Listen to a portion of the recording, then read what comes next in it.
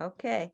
Well, hi, folks. I'm Susan Downs. Welcome to the Silicon Valley Health Institute. We are a nonprofit organization where we want to get information out to the public so we can help move ourselves along the path to optimal wellness. We're a nonprofit. If you have any suggestions for speakers, today we have Antony Haynes. Next month, we've got Mona Moss, another nutritional expert. The following Margaret Moss, yes. Yeah, that's what I said, but Oh, my sorry. tongue gets in the way. Apologies. Might be my accent. And then after that, Julia Ross in the following month, who is also another supreme nutritionist. So let's learn. So let me reintroduce Antony, one of my favorites. Antony's been in private practice for over 25 years and is one of the most experienced registered nutritional therapists in the UK. He's one of the first practitioners to implement the principles of functional medicine in the UK since 1994. He's been teaching for 25 years at a variety of nutritional colleges, including ION, including CNELM, including BCNH and CNM, and also at IFM in the US. I've seen him there, as well as for Nutrilink, a company he co-founded in 1998 with Michael Ash. He's presented lectures, seminars, courses on a wide variety of subjects over the years. In particular, he's been studying, he studied many things. One of the things he studied was viruses and bacteria and autoimmune conditions, but you name it, he studied it. He's known as the practitioner's practitioner, and you can get appointments with him on Zoom or Skype, well worth it. He's had over 15,000 clients at his clinic, the Nutrition Clinic Limited, which was in Harley Street, London, which is a very famous street, but now he does a lot of it remotely. He's also a successful award-winning author of at least 2 books on nutrition. So Antony, you are so welcome, and we are so blessed to have you. Take it away. Thank you so much. Oh, and everybody mute your microphones. Yes, not a moot point. You need to mute your camera. You mute yourselves. Thank you, Susan, very much. It's a pleasure to be back with the SVHI audience and maybe revisiting. And I'll be speaking to the ears I've spoken to before, and hopefully we'll have some Q&A after this too. So thank you very much for hosting me. In fact, I will just say this, but Margaret Moss and I graduated together in 1992. We do know each other, although not that well, but I've been following her work on molybdenum, which has been fascinating. And I have to say that as time goes by, I'm appreciating her work more and more. And this is 30 years after we graduated. So I'm a fan of Margaret Moss. Haven't seen her for ages, it's true, but in fact, we do go back. And not almost as far back as that, Julia Ross, I was fortunate to be asked by the Penguin publishers to anglicize her books for the English audience in the 1990s. So that was we happened to have sort of come across each other that way. So the next 2 speakers, so it's a bit of a coincidence, the next 2 speakers are known to me. We're going to be focusing on super nutrition for the over 50s, and I'm 57 now. Well, I'm just going to dive in. So, there was never a better time than now, that's for sure, to engage in super nutrition. And so for 60s or over, it's going to still apply. In fact, we could take this information and talk to 20-year-olds and apply it too. However, 50 is about the age where maybe it'll be half my life, given my grandfather was 106, and maybe if I've got 1/8 of his genes, and maybe with a bit of luck, if I haven't been exposed to too much chemtrails and I've done detoxing, I might, be lean enough and wise enough to stay out of harm's way and have an accident falling off the roof. I might be just over half my life. So 50s is sort of that middle age time. I guess in Roman times it would have been 35 or 30, but it's 50. So super nutrition for the over 50s. What do we need to do to be well and to protect our health, to be living effectively more successfully, which is I call successful aging, having more vibrancy in today and a longer, healthier life in duration. So we're compressing morbidity into the very end of our lives.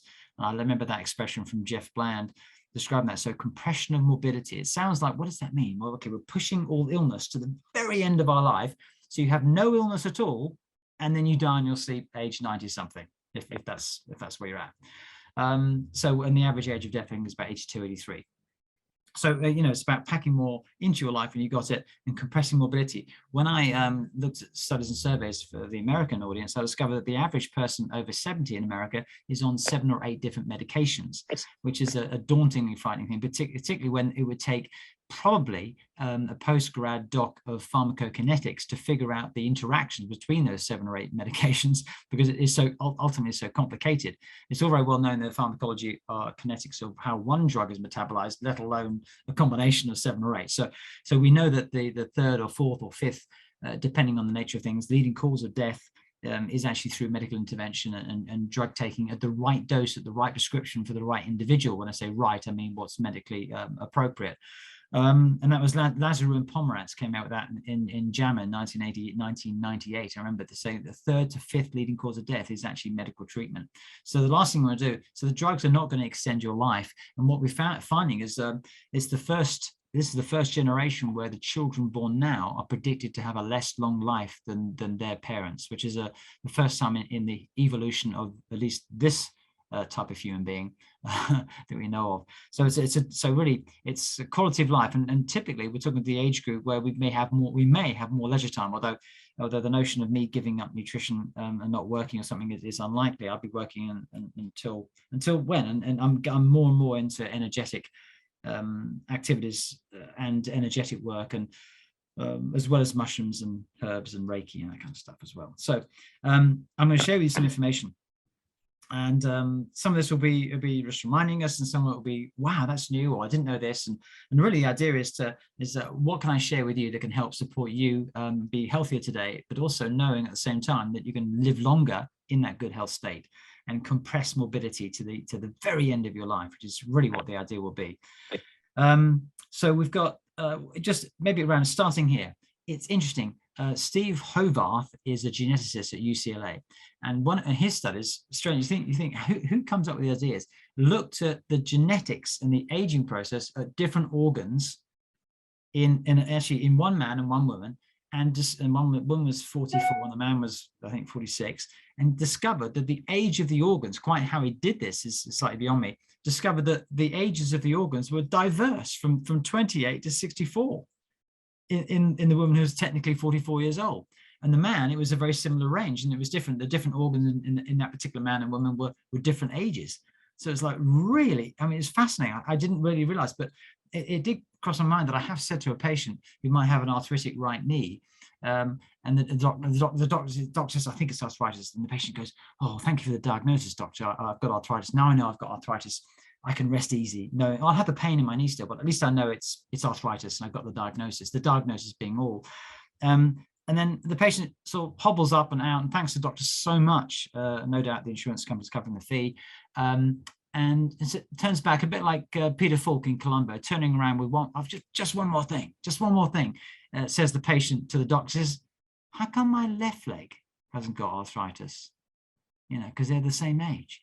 And it's it's interesting. So it seems that different tissues, different organs have a different rate of aging. So I didn't know that before I studied this particular subject. I just didn't know that they were going to be that obvious. And what's amazingly coincidental is that yesterday I saw a client for the first time, so first client, online, and she had cataracts replaced at the age of 48.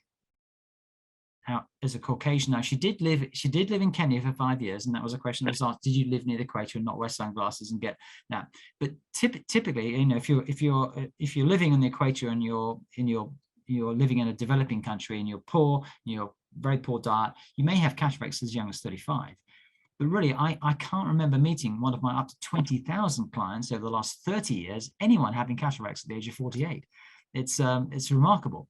And yet she looked younger than 52 on the screen. She looked very lovely. She's slim and she looked just fine. So I couldn't tell by looking. Obviously, I wasn't in the same room with her.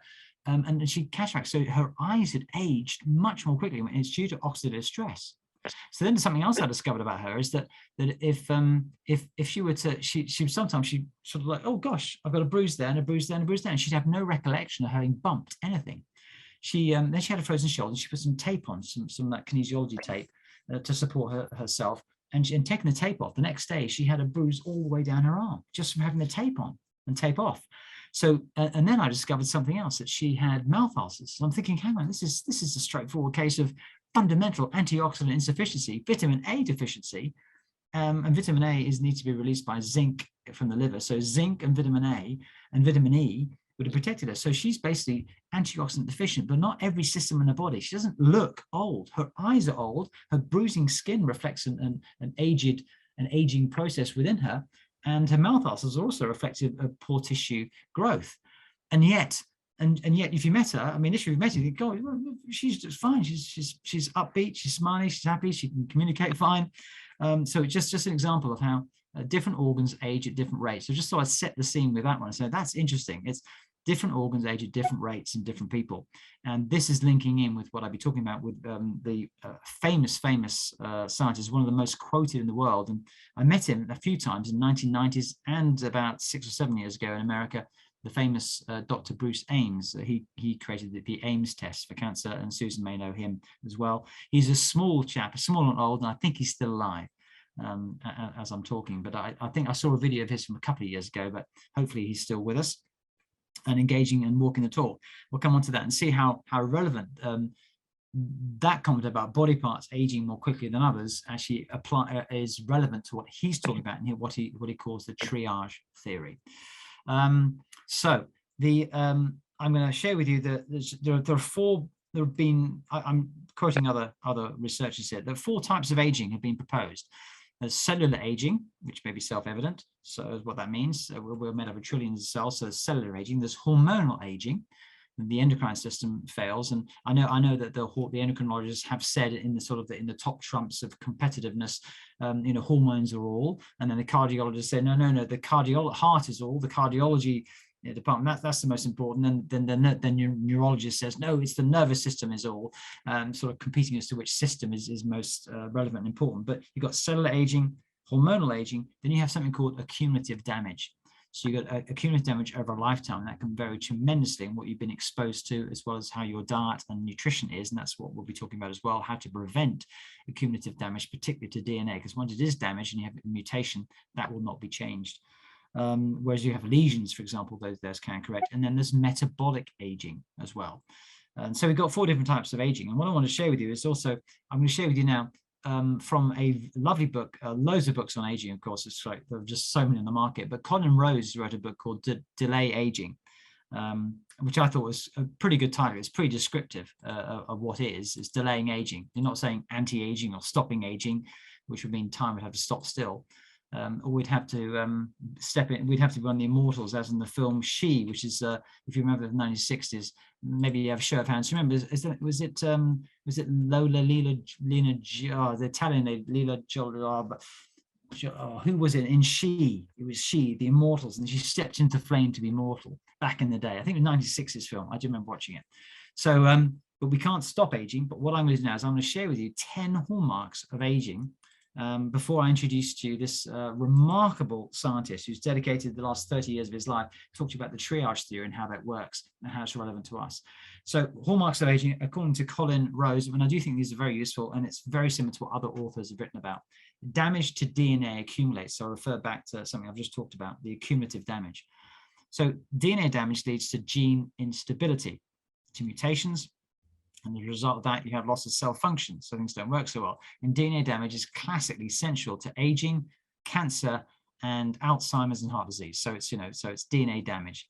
It is possible, however, to boost your level of cell repair and prevent the damage, and that's what we will be talking about.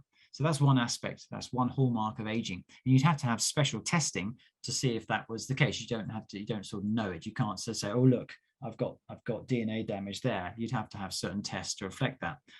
Then next, you've got number 2 is the cells become senescent. And basically, when a cell ages, it doesn't function properly. Normally, it's replaced by a normal, healthy new cell. But sometimes cells, as they age, they deteriorate their function, but they don't completely die. So they're not replaced by the new cells. And so in a way, as Colin Rose describes them, they're basically hanging around like zombies. They produce molecules of inflammation. Inflammation promotes aging, and it's a key driver of heart disease called atherosclerosis, diabetes, dementia, arthritis, and all those sort of degenerative diseases of old age. It is possible, however, that we can clear away these so-called zombie or senescent cells. So number 1, DNA damage accumulates. Number 2, senescent cells. Number 3, the mitochondria.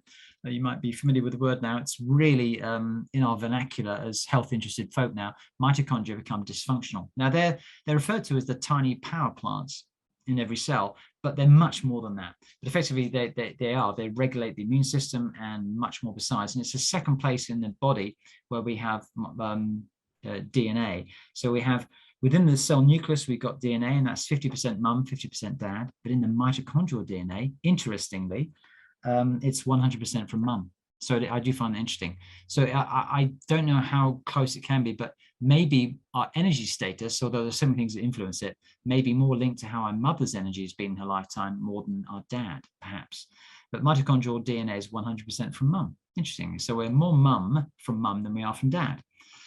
So mitochondria, the dysfunctional mitochondria leads to loss of energy, so fatigue, muscle weakness, cognitive problems. But there are specific foods and nutrients which we now know of that can support mitochondrial function and repair. And repair and function end up being the same thing. So that's number 3. Number 4 of these 10 hallmarks of aging is that beneficial genes get switched off and harmful genes are switched on. And these may be referred to as polymorphisms, is that a gene can have more than one expression. And so imagine this is the sort of the gene is operating here, and then with various different oxidative stress, aging, negative factors, toxins, too much alcohol, too many negative thoughts, too many late nights, it sort of switches over here, and now it has a poor expression that doesn't serve us so well.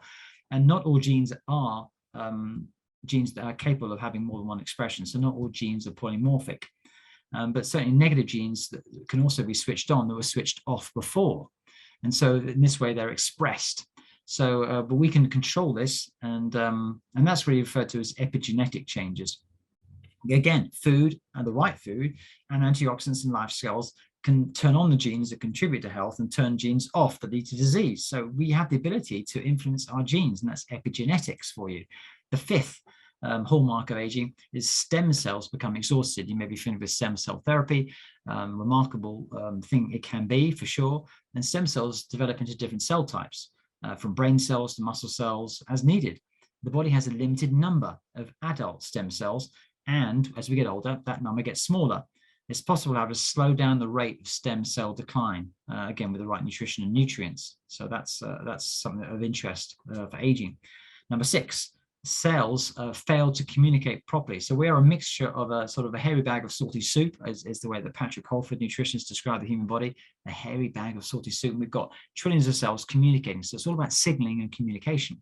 And cells can fail to communicate properly with each other and sense each other's boundaries and also communicate properly. And then we can have resistant to messages, so insulin resistance, and you can have thyroid hormone resistance, and you can have receptors in the cell membranes not working properly. So we don't communicate so efficiently as well. And that also can happen in cancer as well. So there are specific nutrients that improve cell communication. We can talk about that too when we get there. Number 7, telomeres. So telomeres at the end of the chromosomes are what's called caps, tiny caps of DNA. And they've been likened to the caps at the end of shoelaces, for example, to give you an idea. And every time a cell divides, these caps or telomeres become shorter. So if telomeres get too short, they become damaged. I'm just turning my phone off, and the cell dies and becomes senescent. So we really want the telomeres to be as long as possible. And certain foods and nutrients, you may well have heard, of course, of resveratrol. You may know that resveratrol is one of the antioxidants that's quite famous for protecting and preserving telomere length. Number 8 of 10, the body fails to sense nutritional intake properly. So this is about, again, sensing and sensitivity. And so it leads to people becoming overweight because they have a blunted reaction to hormones and nutrients. They don't know when they should be full. And so the whole mechanism of control leading to appetite or not appetite can become altered, and that can lead to diabetes and so on and so on. So the body ratio of fat to muscle increases, which is then that increases body mass index, that increases inflammation, and that decreases our body's ability to sense when our nutrient levels are inadequate or excessive. So it's a key for weight in particular, but also associated with aging, because the more overweight one is, the more rapid aging one has, interestingly as well. Number 9 of 10 is that proteins accumulate errors. So proteins, sure, we eat them, but our body makes them, particularly in the liver. We make proteins in the liver that function all over the body, and they transmit signals, they move oxygen around the body, hemoglobin. Insulin is a 52 amino acid disulfide bridged amino acid peptide, for example. Insulin is a protein, hemoglobin is a protein, and collagen is a protein, and so on and so on. So our body, although we're mainly water, a lot of the physicality within us is made from protein. And antibodies, for example, are made from protein, and the genetic code stored in the DNA too. But a protein can become misshapen, and then it doesn't function properly, and then organs malfunction, bones weaken, the immune system declines, for example. But it is possible to correct with nutritional intake that protein error. Otherwise, it will increase over time and get worse and worse. So we've got number 9, that was number 9. Number 10 out of 10, the microbiome. So everyone knows about microbiome, just like we know the words mitochondria. It's come into everybody's lexicon of language now. The microbiome is the collection of microbes living in the gut. And we know there's more DNA in there by far than the 23,000 base pairs in a human being that we're using. And the ratio of good to bad bacteria goes out of balance. It's called dysbiosis. It's an American word that we now take on board in England.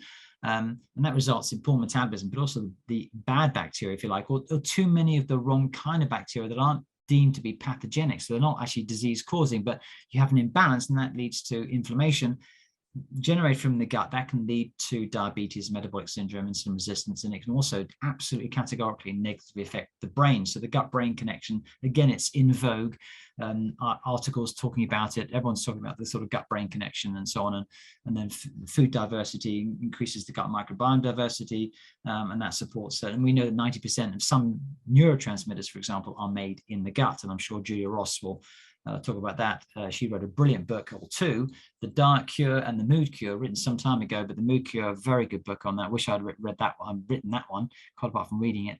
And it's just fascinating. Up to 70% of all serotonin is made in the gut. And then, of course, it needs to be transported and so on. So if you've got the wrong microbiome, then that is going to promote aging. What's interesting is the Mediterranean diet and other diets associated with aging, such as those found in the blue zones, that which is the book written by the National Geographic journalist Dan Buettner, when he identified the oldest groups in the world and he visited them and found out what they did.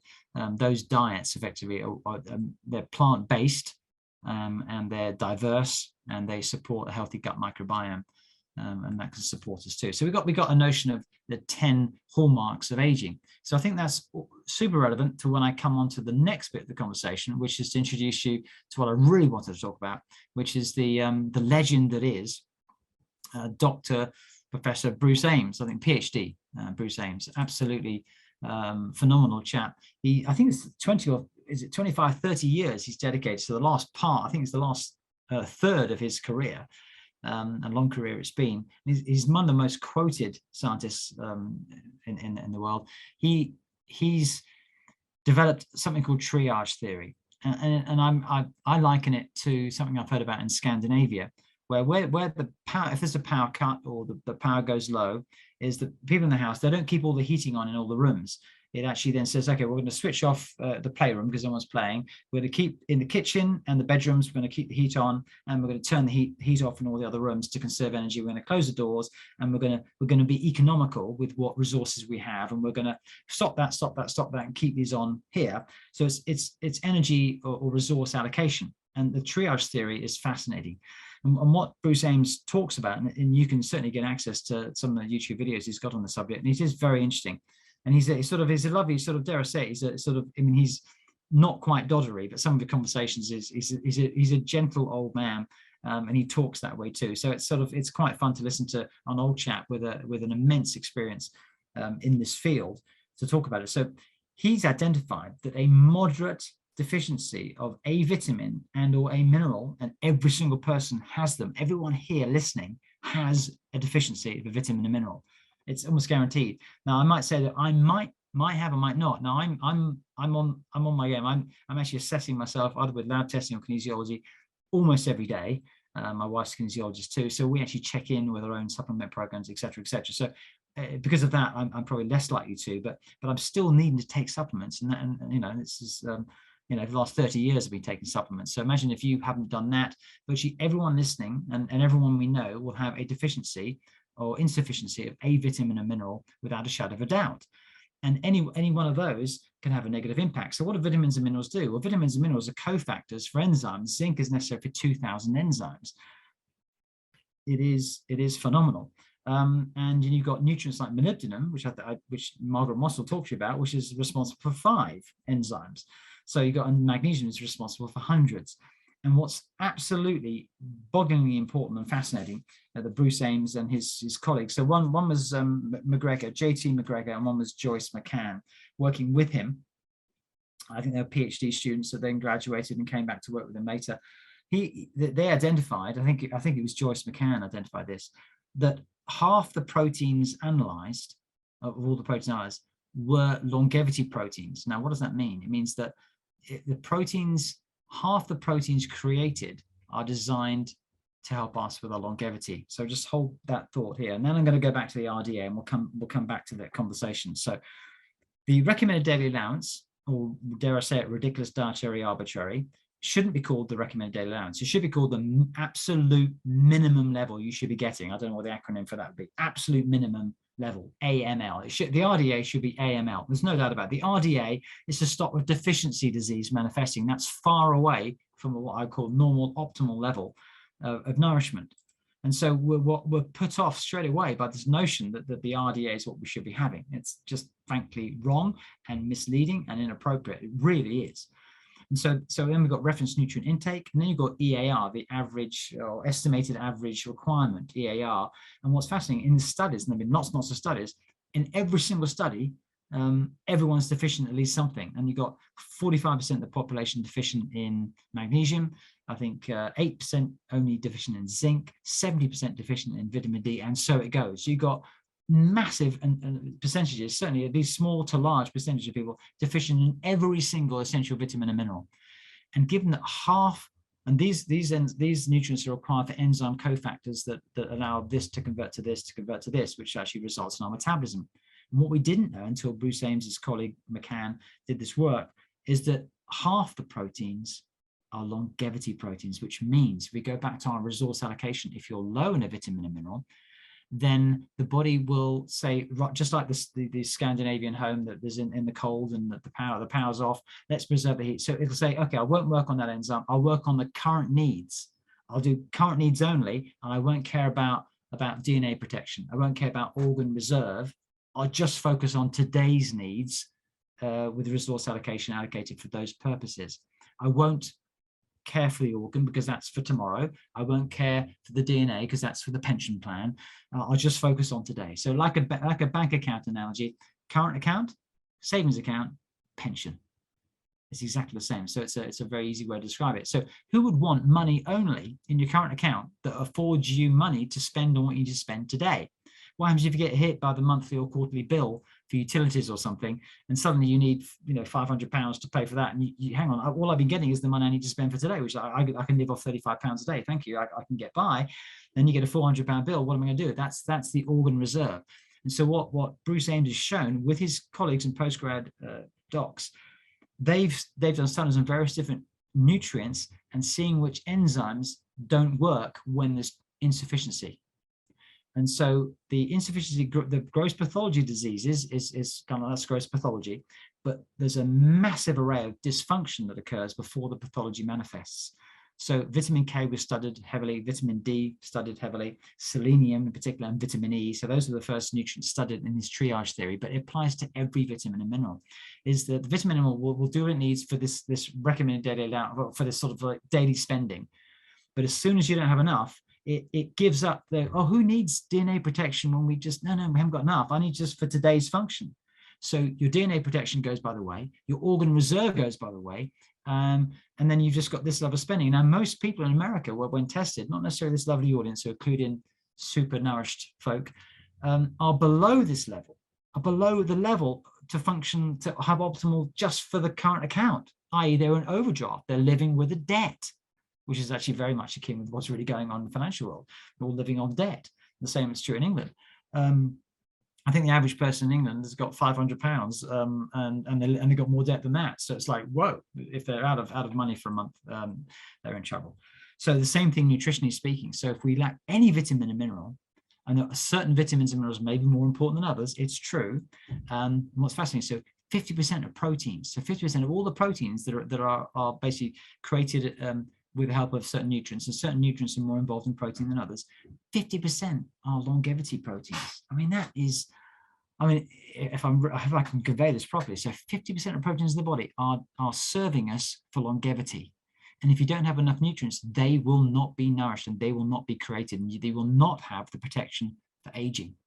The triage theory, it's exactly what I appreciated when I first had the notion of being taught by Patrick Holford at the Institute for Optimal Nutrition, where Linus Pauling, when he was alive, was the patron. So very proud to have had one conversation with him on the phone in 1991 before he died in 93.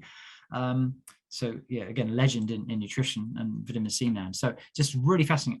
I believed, and I was taught then, that we need much higher levels of nutrients for optimal health than we do for just everyday functioning, and that these reference nutrient intakes, the RDAs, hence ridiculous dietary arbitrary. I mean, it's just absurd. So the last thing you want to do is be having the RDA. And what's amazing is the vast majority of the population consume a diet that contains less than that.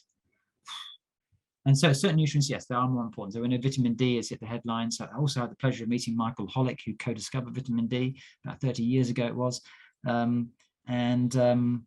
He says the same thing. So you can have a level of vitamin D that helps protect against bone loss, so helps protect against osteoporosis, but you need a higher level to support your immune system. And hence the notion we now know that vitamin D is a very important immune nutrient, but it's way higher levels than that will protect you against bone loss. So again, these RDAs were set when the world didn't know so much about what was needed. And again, it's a pathology model. It's the sort of the classic medical model of pathology, saying, well, this, if you don't have that, if you have that deficiency, you'll of that nutrient, you'll have this pathology. And then the notion was, once you've got that level, you'll be fine. But of course, there's a much higher level. So more of a good thing is a good thing. You can have too many of certain nutrients. By definition, you have too much of a good thing, no doubt about it. Selenium, for example, which is a micronutrient, you need micrograms of it. And they say you shouldn't really have more than 400 mcg per day from all sources. If you had 1,200 a day for a period of time, that could be poisonous for you, yes. Whereas vitamin C, you can take milligrams. Same with vitamin B5. There's no known toxic dose of pantothenic acid. You could take hundreds of milligrams and thousands of milligrams a day.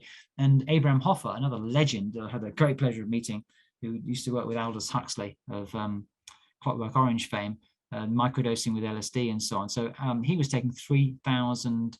I know he was taking up to 40,000 milligrams of B3 a day.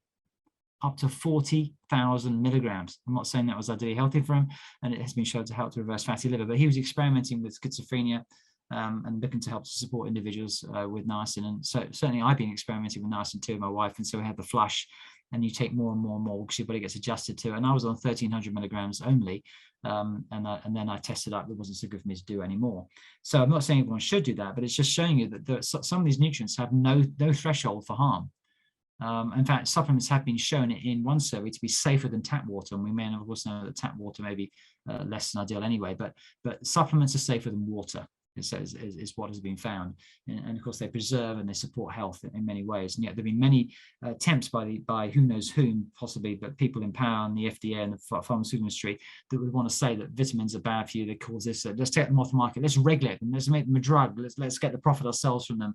And they're trying to suppress nutrients, which is one of the most effective means of protecting ourselves against aging and also supporting detoxification from the 80 to 100 to 200,000 toxins we have on this planet. And I assert very strongly that detoxification is also a vital thing to protect against aging, because toxins interfere with metabolism and get in the way of normal functioning of cells. So hence the accumulation of damage, and cell senescence would be promoted, and mitochondrial damage would be promoted by toxins, thinking back to those hallmarks of aging that Colin Rose talked about. So his theory, is a moderate, not gross, a moderate vitamin and mineral deficiency over time. And dare I say it, that unless you have been, testing, we've been taking supplements in addition to a super diet, which is organic, avoiding the pesticides and so on. It's how that all of us, and that maybe including myself too, have been living with a deficiency of a vitamin and mineral at one stage or other every single day of our lives. And so we then go back and say, well, in our evolution, we only had survival nutrition. We never had optimal nutrition. And now we've got the scientific understanding and wherewithal to understand what optimal nutrition might look like, because we're now faced with that burden of toxins and stress and the crazy world in which we're in too. And stress, of course, is a major factor which can lead to hormonal aging, and that can lead to cellular aging and so on. And so stress and distress, and we know that isolation and being on one's own is equivalent to So a very powerful negative in our health. So it takes a lot to be well, but what we can do is we can control the food we put in our mouth. We can control the vitamins we take. We can control these things. Now it's super safe. And nutrition works on what's called a pleiotropic level. And this is the distinction between nutrition and medicine. Medicine works with a big wham bam punch. It has a big gross effect. Drugs have a gross effect with side effects. Gross effect with side effects. And most of those side effects are they deplete nutrient status of some kind or other. Whereas nutrients have a softer, more gentle effect, but they have multiple benefits, as I described. Zinc, 2,000 enzymes. Molybdenum, 5 enzymes of great importance. Selenium, I think there's at least 12 enzymes that selenium is vital for. It's a vital antioxidant. And so on and so on. Magnesium, hundreds and hundreds. So they have wonderful benefits. And so there's a positive synergy where nutrition is involved, whereas actually it's a super negative synergy when it comes to medications and toxins. So we can absolutely protect ourselves from it. And part of the studies that I think McGregor and Ames were looking at was looking at certain tissues and which tissues would manifest a problem sooner than later, i.e. which room got shut off in the Scandinavian home first. And they discovered that amongst those tissues is sperm. So analyzing sperm, so sperm damage, the damaged DNA and damage occurred in sperm is the first sign of nutrient insufficiency before anything else. But you wouldn't ever know it because you wouldn't get that particular thing tested. So that will affect obviously fertility and the health of the offspring and then the next generation. And you may or may not have heard of Pottinger or Pottinger's cats. I think the Western Price have got access to that. But if you're a cat lover, do not read that book. If you're a pet lover, do not read that book. Maybe read it, maybe have it on Audible, but don't have it on the visual, because he used cats as an example. So the cats, he had healthy cats fed on full fat unpasteurized milk, and then to their offspring, to photographs that lived in a cage in their poops, and then their poops allowed the plants to grow, and it was abundant. And then he went down to pasteurized milk, and then to processed milk, and it just got lower and lower, at least less and less nourishment for these cats. And then he actually showed their internal organs were grossly abnormal, the less well nourished they were, but also then they couldn't reproduce 3 generations in. So much effect. And this is actually happening now. We know sperm count's been going down. I learned about that in 1990s, about the Danish farmers whose sperm count had gone down 50%. So sperm count, obviously motility and non-DNA damaged sperm has a role to play in fertility. And it's not just the man, but it's dropping. And of course, we've got these alerts about what the jabs are doing to fertility too. And I know Peter McCullough's talking about that, and Robert Malone as well, talking about the potential risk. So we've got more and more risk and threat. And so it's actually one of the very first things that goes wrong in the human is actually the sperm gets compromised. So we've got more and more ganged up against us. So boy, do we need vitamin E and antioxidants, particularly vitamin E, carnitine and selenium to help protect the health of our sperm. Those are just a few of the nutrients. We've got 40 essential nutrients. So here I start off saying, well, if you don't know what the essential nutrients are, and of course, I'm sure you do know about vitamins and minerals, but if you don't know about what they all are and where you're getting them from, how do you even know that you're getting what you need? And so I use that as an example, which is why anyone who says, oh, if you have a well-balanced diet, you'll be fine. I mean, it's a sort of circular argument. If you have a well-balanced diet, what is a well-balanced diet? Well, it's a diet that gives you everything you need. So I eat pretty well. I reckon I eat pretty well. My clients tell me that. My clients tell me, Antony Haynes, maybe I'm a big fish in a very small pond in nutrition. It might be true. But I know a few things, and it may be true that I have a little encyclopedia in my brain in nutrition. But of course, I need to appreciate that it's one encyclopedia of many, many that I don't have. So just to put that in perspective. But it's just like, if you don't know what the essential nutrients are, how do you possibly know that you're getting them? How do you even possibly know that you're getting enough of them, and what the optimal level you should be getting? You don't know. So if you don't know, so I'm just going to challenge this. But even if you're a qualified nutritional therapist and practitioner, could you, without looking at the books, could you write down all the essential amino acids, the essential vitamins, essential minerals, or even the semi-essential minerals, and essential fatty acids? Do you know what they are, and do you know where you get them from in food? And of course, I've made it my job to do just that. And I can now through practice, Mona. Of course, I can now identify from someone's diet generally what they're lacking in, because I know where the foods and the nutrients come from. But it's taken lots of effort, lots of practice. It's not particularly bright. It's just been a repetitive process. So you need, I mean, maybe 13, 14, 15 vitamins, depends which school of thought says they're essential. Minerals, 19, but I certainly would exclude fluoride for sure. Amino acids, you got 8, 9, 10, 9, maybe 10 when you're growing up. And some people have a high need, so it's 8, 9, 10 for amino acids and 2 essential fatty acids. But some folk don't convert fatty acids properly. So even the essential fatty acid, or linoleic acid, that doesn't get converted to the GLA, and they actually may need GLA, so they're going to be deficient in omega-6 fatty acids, and we don't have enough omega-3 anyway. And if you have adulterated omega-6 fats, they're going to get in the way of the good omega-6 fats too, etc., etc. So how do we know what to do? What is a well-balanced diet? How much protein do we need? Talk about protein, which is the last thing I'll talk about before we have Q&A, and see if I can help you out. And certainly I wish on the one hand, there's so much to share, but if there was a super duper finger prick test that could say, this is what you need, boy, I'd have had Haynes's finger prick test sold via Susan Downs. Get your test now, only $200. I'd sell it to you for sure, because it'd be so brilliant for you to be able to do that testing, take the nutrients, and then retest and see what you need to optimize your DNA protection, your organ reserve, as well as your daily functioning. I don't know of such a test. And the ability to test for vitamins and minerals, it requires all kinds of different tests. There's no single test that can look for it, whatever you're looking for. Some tests are best looking at enzymes like homocysteine. Homocysteine is a protein derived from methionine. Homocysteine is a blood test you can check for, and it reflects how well the methylation cycle is doing, which is a pretty good reflection of what your folic acid and B12 status is, particularly folic acid. But if you measure folic acid in the serum or B12 in the serum, it's pretty much a waste of time. So sometimes it's the vitamin you're looking for, sometimes it's the mineral, sometimes you're looking in the cytoplasm, sometimes you're looking in serum, sometimes you're looking at enzymes and how they're functioning to determine the status of a nutrient. So it's not straightforward. And amino acids possibly even gets more complicated. Just simply looking at their level in the urine and the blood doesn't actually necessarily tell you what's what. So that's where diet analysis, health history, and then the selected test to see what you need, and antioxidant profiles exist, and that may be something to consider because they do protect your cells from aging. So going back to the proteins, the last thing I'll share with you and talk to you about before we can have some lovely questions and hopefully answers, at least I'll give you an answer anyway, is protein needs. Now, as we get older, what I've noticed, and it may not be true for this lovely audience, as we get older, people tend to err on being more vegetarian, having less protein, or they tend not to have so much protein. And what's interesting is we become less efficient in terms of digestion as we get older, but we have a higher need for protein relatively as we get older than when we were younger. And most of us have a high need. So the protein, this reference nutrient intake, this RDA or EAR, estimated average requirement for protein in America is 0.8 grams per kilogram. Now, I think it's virtually the same in England. So thereabouts. So it's always interesting when one country has a different level to another. I think okay, they're completely different people and different things. But it's about 0.8 grams. Now, in reality, you need a minimum, and that's the recommended daily allowance. Remember that recommended daily allowance should be called the absolute minimum level, the AML. I've just made that up, AML. And that's not the AML. The AML is 1.2 grams per kilogram. 1.2 grams is the absolute minimum. Where they got the 0.8 from, I have no idea. And there's there's a mass campaign against protein, it seems, and the animals are breathing out methane. We've got to get rid of the animals, and of course that's all. Don't be duped, folk, and you may be well aware of that. And guess who owns most of the private farmland in the USA? You probably know this information now. Of course, he's not a farmer, and he's not interested in growing healthy organic food. Is he? No. What the heck is he doing then? There should be a law against it, shouldn't there? Protein, absolutely vital. Protein comes from the Greek word protos. Protos means first, as in prototype.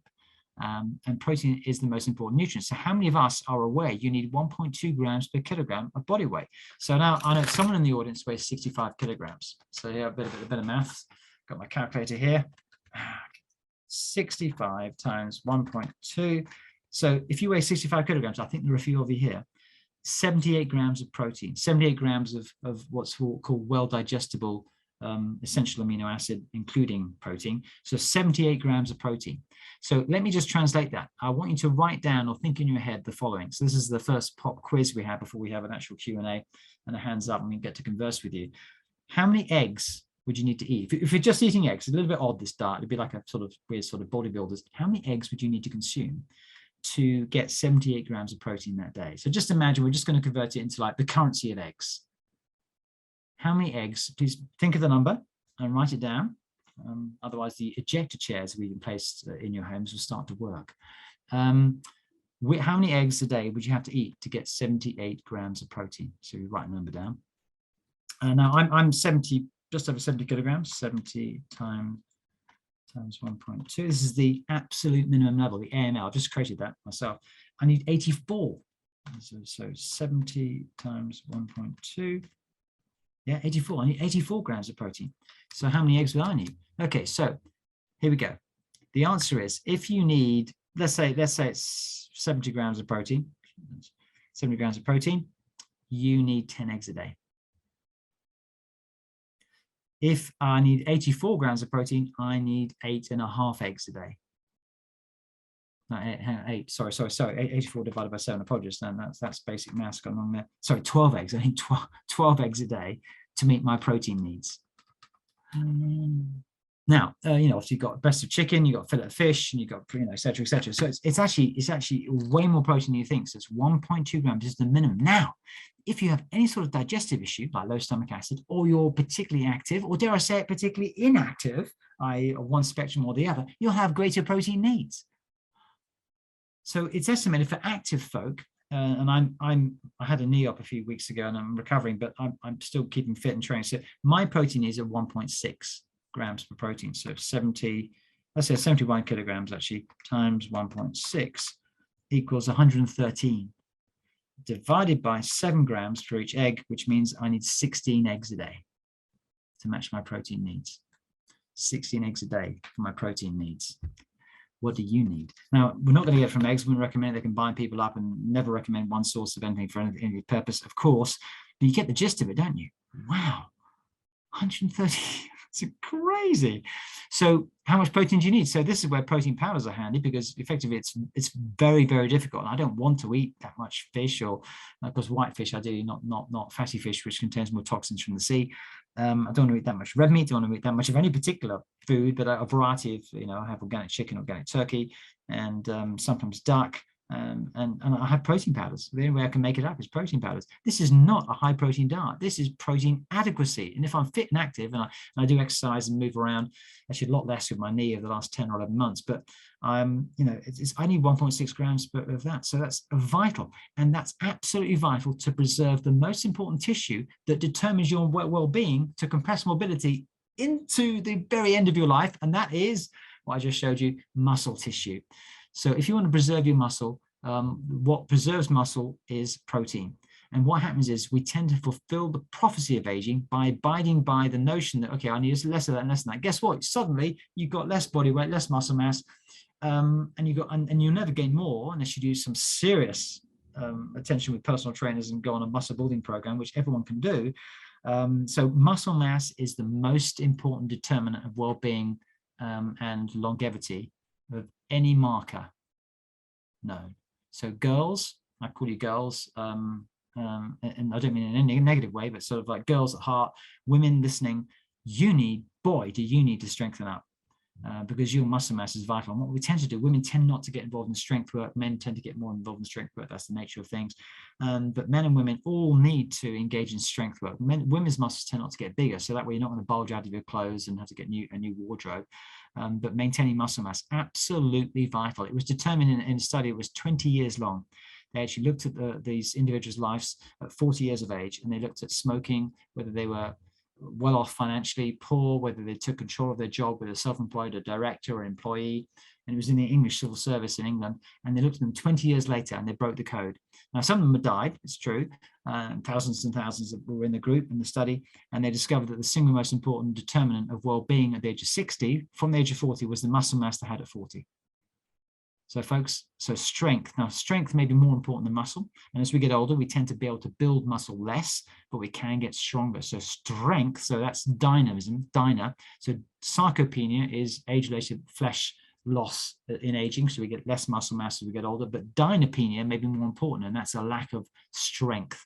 So keeping strong is, of course, you've got reflexes, and therefore, if you can stumble, let's say, and fall, and that could change your life. If you break that certain bone, you're going to be able to reflex and recover and not fall over. So muscle strength is way more important than almost anything else. And what follows muscle strength is bone density. So don't worry about your bones, folks. Make sure you get adequate vitamin D, take exercise. But if you keep strong, the muscles will be more important than bone. So your muscles more important than bone. But who do we, I went for my muscle scan recently. No, you went for a bone scan. Well, the bone scan is less important. Oh God, I've got osteoporosis. Now I'm depressed. I've got depression and osteoporosis. oh no, I better limit myself even more, because if I do something rigorous, I might break a bone, I hear old people say. So I'm actually now going to fulfill the prophecy of aging and age much more quickly, thanks to the diagnosis. Thank you, doctor, for the diagnosis. Because I've got osteoporosis and that's it. Oh my God. Now you need to do rigorous exercise of the right kind, get instruction and build your strength. And of course, 30% of bone, 30% of bone is protein. Did you know that? 30% of bone is protein, not just minerals. And without the protein, we'd shatter if we jumped off a bench. So you need a protein structure. So protein, absolutely vital. Can't emphasize it enough. And what I do see in the media and in the world is sort of this notion towards vegetarianism and veganism and anti-proteinism and anti-animals and anti-farmers. And we can, you know, it's just galling. It's just completely the wrong direction. Protein is necessary for everything. Absolutely everything. Detox pathways, hormones, neurotransmitters, muscle. So protein is vital. So if you're not getting enough protein, then you need to take steps towards addressing that. So less carbs, more protein, and making sure you get your micronutrients. So as we get older, our metabolism gets less efficient. So really, we need less calories, perhaps. So carbohydrates are non-essential nutrient. So it's protein and veg. So it's a Mediterranean style, or it's a blue zone type diet where we're eating plant-based with adequate protein, which may be difficult to achieve without a protein powder. Now I understand that. But remember, we've never had optimal nutrition. So Antony, caveman, never had a protein powder. He didn't need one. He was super strong. Well, of course, he was taking activity for 16 hours a day. No wonder he was strong. And he had a different maybe physical structure. I'm not talking about Neanderthals. I'm talking about the previous human being. But now we never optimal nutrition. We can now state this information. We have optimal needs, and that's way different to survival nutrition. And of course, the average age of the person in evolution was a lot younger than the average age of death now. So we need adequate protein, adequate micronutrients, and the micronutrients protecting 50% of the proteins. Absolutely stunning fact, are involved in longevity, and they're the ones that get switched off. In my Scandinavian home example, that room gets switched off, the heating, that room gets switched off, that room gets switched off, to preserve the, the kitchen and the living quarters, as it were. But it's those rooms over there that are protecting DNA, and they're a longevity. So we need super nutrition, and that's where vitamins and minerals come in handy, and that's what the FDA are trying to suppress. They're trying to get bills through Congress. They're trying to suppress the freedom and availability of nutrients. It is so anti-human. This whole agenda is anti-human. It is crazy. Let's put aluminium in the sky. There's chemtrails amongst other things. Let's reflect the light, poison the planet, and maybe species uranium as well. And let's deprive the people of adequate nutrients that can actually protect against these things, and call that in the name of climate control. It's just insane. Gosh, thank you, Andrea. In Willy Wonka's chocolate factory, like, he put his hand through the screen and picked out the bar with the golden ticket. Andrea, if I could do that with your screen, that was like an American tart of some kind, which I'm particularly fond of. Now, I wouldn't eat tart every day, but I would eat that one, Andrea. So I think you've shown me that. Andrea's I think she's been a woman. She's multitasking. She's been cooking in the kitchen and listening in to this show. So there we have it. I hope that's been useful. Everyone will have different needs. I would be interested if anyone happens to know the essential nutrients and they can list them, and it'd be a kind of fun, nerdy thing. A bit like I've seen a series on TV, which you may know better, called The Big Bang Theory. I think you may know of it. And there's a rather fun comedian who's the slim actor who's quite dry. And I remember when I switched on one episode, I've never watched an episode in my life, which just happened to be on the kitchen. And he said, and I caught him saying, "Oh, you're not my best friend because you think glutamine is your favorite amino acid," he said. And maybe you even watched that episode. Anyway, I thought that's just my kind of nerdy conversation, because anyone who has glutamine as their favorite amino acid doesn't know about nutrition properly. Glutamine can never be your favorite amino acid. It's got to be something different. Glutamine is, it just reflects the kind of person you are. And I understand that comment. So if anybody of you is nerdy nerd and actually understands about nutrients, that's great. But I'd love to open up for questions. What should I do, Antony? Is this good for me? Is this bad for me? Ask those questions. If that's okay, I'd love to have a dialogue with anyone who's got questions. So maybe Susan can control it. You could be the MC for me. I can see Brad's got his hand up. I can see that Jonah has as well. But maybe Brad, maybe unmute yourself. Maybe we can even see you. There's a handsome man with a beard there, Brad. Brad, please unmute. There we go. There we go. Hi, guys. Hey, great talk, great session. I just wanted to ask a question that's burned in my mind for a long time about protein. I even did my thesis on protein from more of a vegetarian, plant-based point of view in med school 20 years ago, but hung out with David Wolf and Gabriel Cousins, the raw vegans, and then went the other way. Nice. I've been studying it all, probably like yourself. And the question that comes up is, the big hygienic physicians still teach, there's not many of them left, but the old water fasting Yes, guys yes, that yes. abound, they're pretty staunch vegetarians, and Yeah. they point to some evidence that the human gut sheds about Yeah. 200 grams of protein a day, and that's how you can, and amino acids. And then there's the talk about what's a protein, and what we're really talking about is amino acids, which is abundant in a plant-based diet. Now, I'm neither, and I don't have a horse in the race. Just Yeah. I love that because in England we don't use that expression horse in the race, but I get what you mean. It's just no particular bias or vested interest. In the same way that as I was expressing before we started recording, is that I've long learned, like you, Brad, and it's fantastic. You did your thesis on that too in your med school, and we're talking about a doc who knows about nutrition, which is also awesome. I've been involved in teaching doctors, but I haven't studied medicine per se. And I mean, I happen to be super well versed on amino acids. It's probably one subject I know more about than almost any other, but also just knowing how much I don't know. But also I don't have, just because I have an opinion doesn't mean to say I'm right. So like you, I have non-judgment about what is. And if someone's on a diet and it suits them brilliantly, well, go with it. And I'd be interested to know how that's working, as it were. So I don't have any fixed views, but it's interesting about the shedding of the amino acids in the gut. So we shed 200 grams, and I haven't heard that particular figure before, 200 grams, but when also we're talking about, let's say the level I need was 113 grams. So we're shedding more than the protein I might need to ingest every day. And certainly when we eat protein, the gut actually needs and takes up a fair degree of that protein. And it's only the excess protein to immediate needs that the gut and the liver needs that can actually then get out to other organs such as muscle. So we need a certain amount, but also it depends on the nature of the amino acids. You need the essential amino acids, and I'm sure you know this, Brad, and this is therefore helping to educate this audience. You need the essential amino acids. So from a plant-based diet, the one challenge I've had is to actually match to get adequate essential amino acids, which is all the essential amino acids, not just the non-essential amino acids. So the essential amino acids are vital for, and I'd liken it to a 12-hour clock, and maybe I certainly could be corrected, is that maybe not 12, maybe they're 9. So when we get round to the midnight hour, okay, we can build a cell, like next cell. And if we don't have the non-essential amino acids, you get to 10 o'clock, 11 o'clock, and you don't finish the protein structure, so you can't make it. So those amino acids are wasted, literally wasted. And that will increase ammonia in your body, so you can become more acidic from proteins that don't provide the essential amino acids, because you're wasting amino acids and they're converting to ammonia, and that's increasing acidity in the body. So you're putting more burden on your kidneys and creating more ammonia from a vegetarian diet with lower essential amino acids than you are from an animal diet, which contains more essential amino acids that actually help to incorporate proteins within your body. So this acid alkaline thing is also a bit confusing, because I know that so we've got, I think you certainly can, but I've had a challenge. And I'd love to see a sort of spreadsheet with McCanson-Widdowson figures, etc., for looking at how can you, as a vegetarian or a vegetarian diet, how can I eat 113 grams of essential amino acid and non-essential, enough essential amino acids to support what I need for vegetarian diet? I am curious in that, because I've tried to do it and it's very difficult. Yes, brilliant. And especially in the, as we're talking about the older population, that's where I find the challenge is if I'm having, someone in their 70s, 80s eating meat, in particular, whatever they're getting at the local store, they even digest it. Do they have enough stomach acid? Yeah, thank you so much. And you and I probably wouldn't recommend that meat. So we're not saying become a meativore. We're not saying that. We're saying, but the body still needs the essential amino acids, no matter what the bias and interests and religious views or perspectives on health are. You still need the body. This is a law of nature. It's a law of nutrition. It's not a law of opinion. It's not a religion.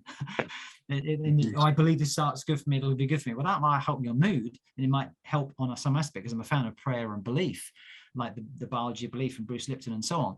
But it's but you need the amino acids. There's no way you can get around it. So this is where the vegetarian protein powders come in handy for me with virtually every single client, I have to say. Is just non-GMO, non-organic protein sources from vegetables, giving you the special mix. They've taken the protein out of all this bulk of vegetables, which you never could have eaten in a day. Certainly you'd end up with digestive problems if you did eat them, and giving you the condensed protein to what you need. So I think that it's one of the major flaws of the aging process is, as you say, digestion gets worse. You can't digest the crap meat, which may have, unwanted hormones. The animals may be fed on grains, and the quality of the meat is less good because they've eaten grains. Grains actually feed certain bacteria in the gut. The certain gut bacteria then actually produce toxins which lodge in the muscle tissue. The muscle tissue is actually, or the meat tissue is less healthy as a result of that, plus the hormones, and so it goes. So pasture-fed, bison would be a whole lot better to use if you can digest it. So I often recommend minced meat, for example, to older folk than just a slab of steak. But often I'm talking about white fish, because white fish is much easier to digest and amino acids. So I think there's a massive gap in the market, if that's the right expression, for older folk needing to have adequate protein.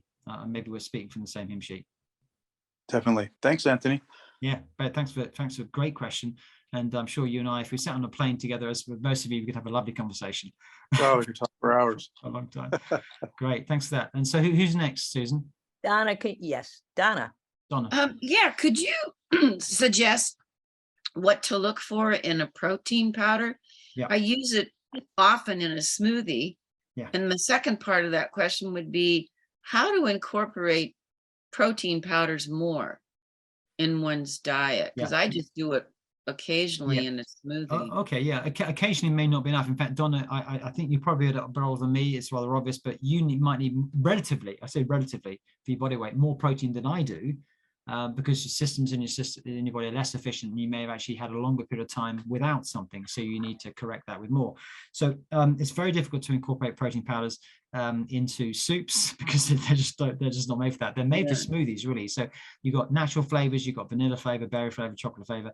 It's interesting. It's sort of I actually mix natural with a hint of berry, so it's not too sweet, and I do have it as a smoothie because it's the most convenient way. I honestly, there are some collagen proteins, which is not a full class protein. Collagen is lacking in essential amino acid, which Brad will know.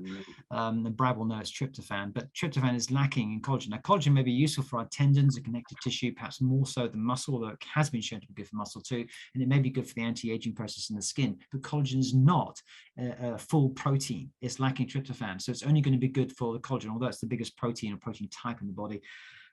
So collagens may be able to be mixed into soups and potages and that sort of thing. But to be honest, I've tried. The only realistic thing is I mix mine in organic almond milk or coconut milk, sometimes soy milk, even when that's okay for me. I haven't had dairy for a long time, dairy milk, but I don't know of any other means of mixing it in. But I would say that most people listening to this, generally speaking, whether we're younger or older, will need a protein powder to consume a sufficient level of protein, even just to get to the AML, this absolute minimum level that I'm talking about. So the protein powder, what to look for? Well, essentially, it needs all the essential amino acids. So that the protein powder company will need to know, and it'll asterisk the essential amino acids probably, and you need to see that they're actually all contained in there, because some protein powders that I've seen don't contain all the essential amino acids. They might leave out tryptophan, they might leave something out. Remember from my clock analogy, we get 10 o'clock, and you haven't completed the clock, you haven't gone around the clock face once, which means you can't make the protein, which means that's all wasted. And that means you get more acidic, you put more burden on the kidneys, not good. So this sort of, it is a mythology that having a vegetarian sort of protein diet makes you more alkaline. It's not true, because the wasted amino acids make you acidic. And I could go into kidney disease and issues, and obviously only with chronic kidney disease stage 4 would you have a low protein diet.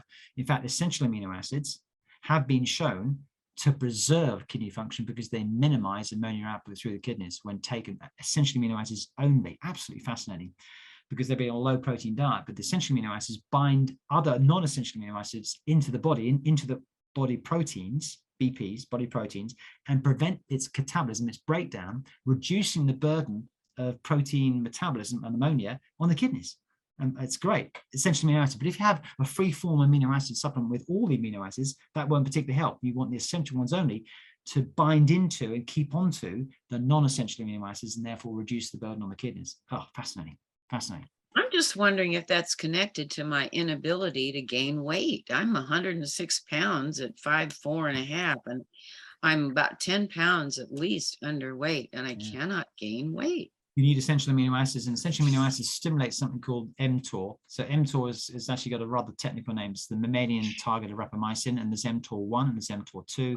mTOR1 is the one that's stimulated by food, and mTOR2 is stimulated by exercise. So in order to stimulate strength and growth, you need to actually have the external stimulus of exercise. So that's the external stimulus. So you need that. So if you want to gain muscle, so particularly muscle, as I talked about, so important, it may be that certain types of exercise that's safe for your anatomy and structure and so on will need to be engaged in. And then you need to have adequate protein. So you need the external stimulus and need the internal capacity to build and stimulate protein. So we're not talking about having a high protein diet, but 106. So if I do my maths on the kilograms, so 106 divided by 2.25 is 47, about, let's say it's 48 kilograms. So 48 times 1.2. So you need 57.8. So it's called 58 grams of protein. So it's going to be easier for you than for me to get the protein. 58 grams of protein containing the essential amino acids, not just non-essential amino acids. So it needs to contain these essential amino acids. Great. So 58, if we divide that by 3, we've got 20 grams of protein at each meal. And that's actually the best way to go. You need this protein intake to stimulate the mTOR, which is the stimulus for insulin growth factor and for growth. You need 20 grams here and 20 grams here. I wouldn't have a protein smoothie where you got 50 grams of protein for breakfast and you have a small amount at lunch and dinner. You want the stimulus 3 times a day. Boom, boom, boom. Boom, boom, boom. So you want the same level. And what's been shown in the American diet and Western diet is that people tend to have a higher level for dinner because they've got the protein meal and we'll have meat for dinner, we'll have fish for dinner, and they don't have enough for breakfast and lunch. But you need, ideally, you need to have those levels. And this is actually a study, yeah, very interesting study looked at, and it was exactly that. So we need to spread our protein load. So you've got stimulus, stimulus, stimulus, and then you need to have the external. So hopefully I'm answering this question for other people as well. And that's why asking questions is a good thing. So Donnelly, you need to have, I would say, 21 grams of protein here, here, and here. And the beauty of the protein powder is it's probably more digestible than even white fish would be, which you might want to have at lunch and dinner. But you need to guarantee that becomes the priority for you. So I'm going to frame my diet around the protein intake, and I'm going to engage. Maybe I'm just going to make sure I protect my body by not doing something too strenuous, and I'm going to use my legs, because your legs are the biggest muscle. So is it air squats? Is it squats holding something? But you want to take advice to make sure you're not going to be prone to injury, for example, which could then set you back, and that wouldn't be any good. So build up slow. But you want to do something that's going to push your body to create the stimulus from the outside to stimulate the growth process and get the protein in. So I hope that's been useful for you. Okay, who's next? Is that Paul? Paul.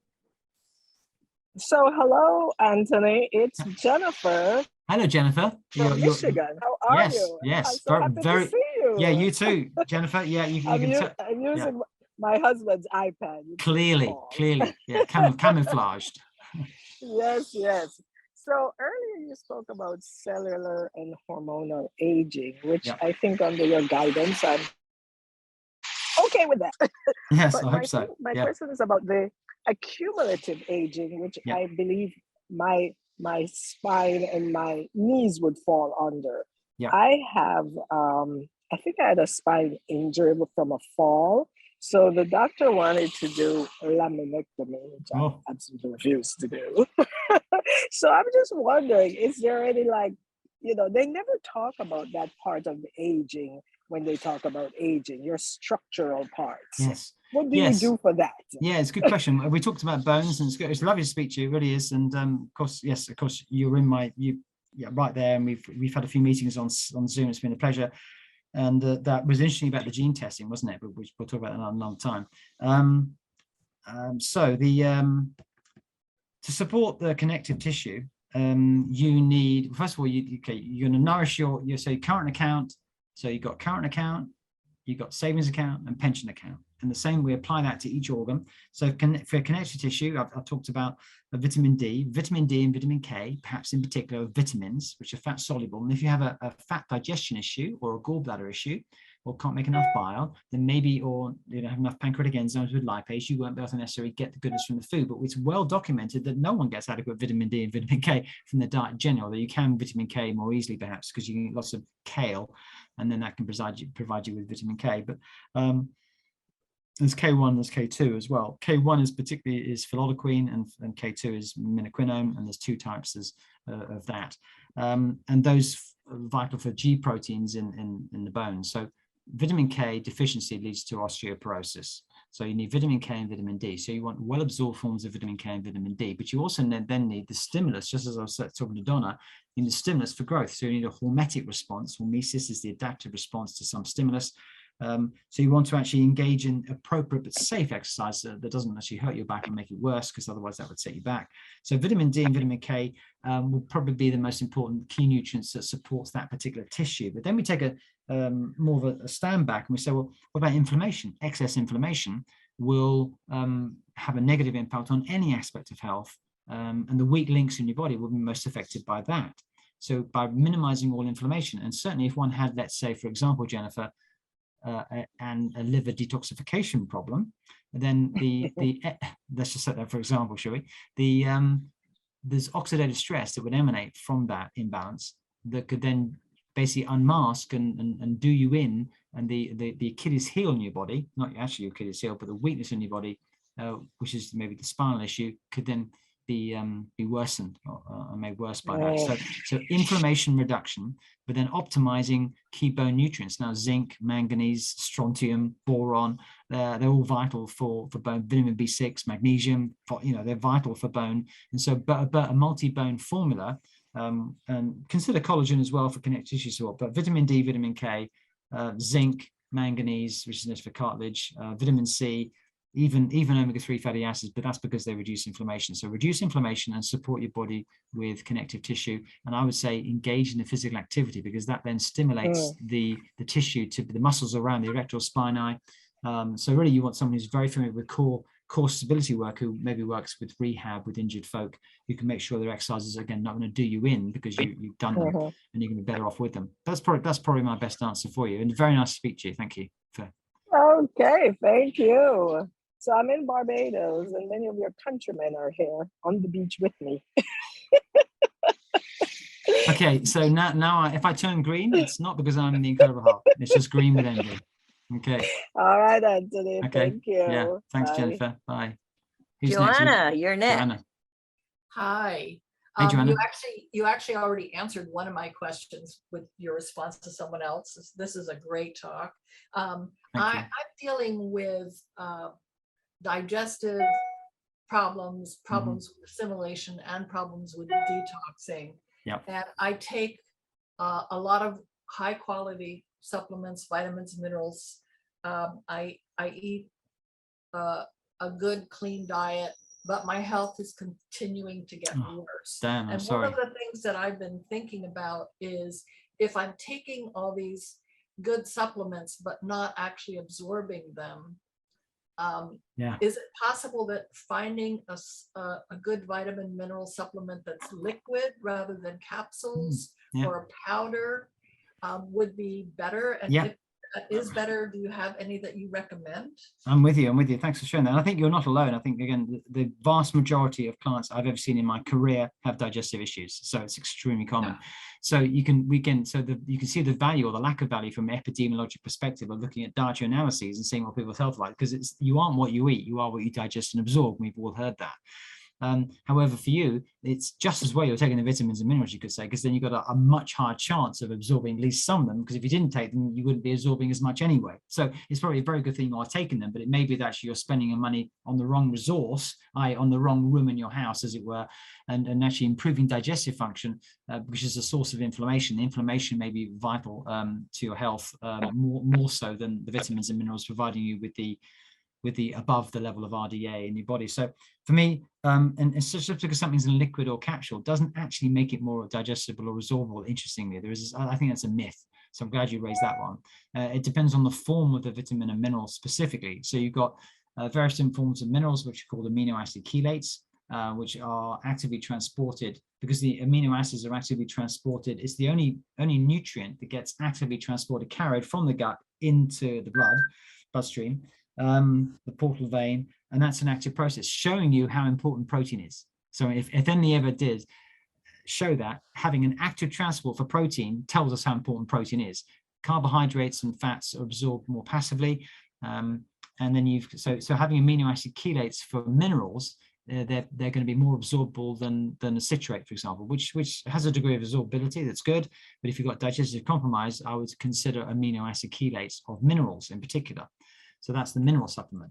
And then you've got nowadays we've got nano delivery, and you've got micellized, and you've got emulsified. So emulsified fat soluble vitamins, Joanna, would help you. And also, especially if you've got liver issue, the emulsified, fully emulsified vitamins, and it's the only fat soluble vitamins is vitamins A, D, E, and K. And I can absolutely recommend, the only company I know of that is an American company. And of course, there's so many, I'm sure I don't know about most of them, but I'm familiar with the big brands. But Biotics Research, if you can get hold of them, they often require a practitioner.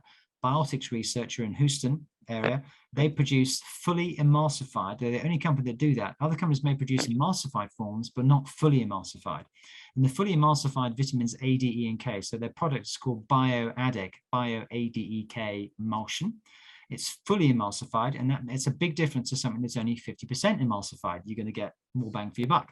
And that gets absorbed into your lymph system before it gets to your liver. So it's going to be absorbed, very, very, very effectively. And those 4 nutrients are very important for your gut as well as the whole of you, for sure. And it negates the need of your pancreatic enzymes and your bile to work properly to digest fats. So the emulsified vitamins A, D, and K strike me as being very important. So BioAdek, very easy to take, a sort of it tastes a bit like paper. You press out a little globule, and 5 drops a day of that one, if you can get hold of that one, because often they're through practitioners, the Biotics Research.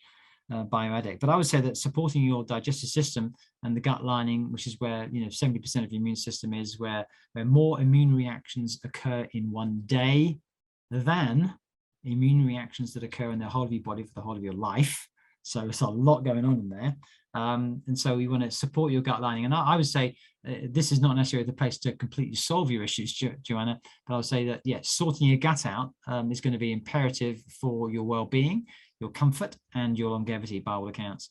And I would say that would be an imperative thing. And then once you're there, then sure, I would say take a chelated mineral formula. So they're chelated, and it will say chelated.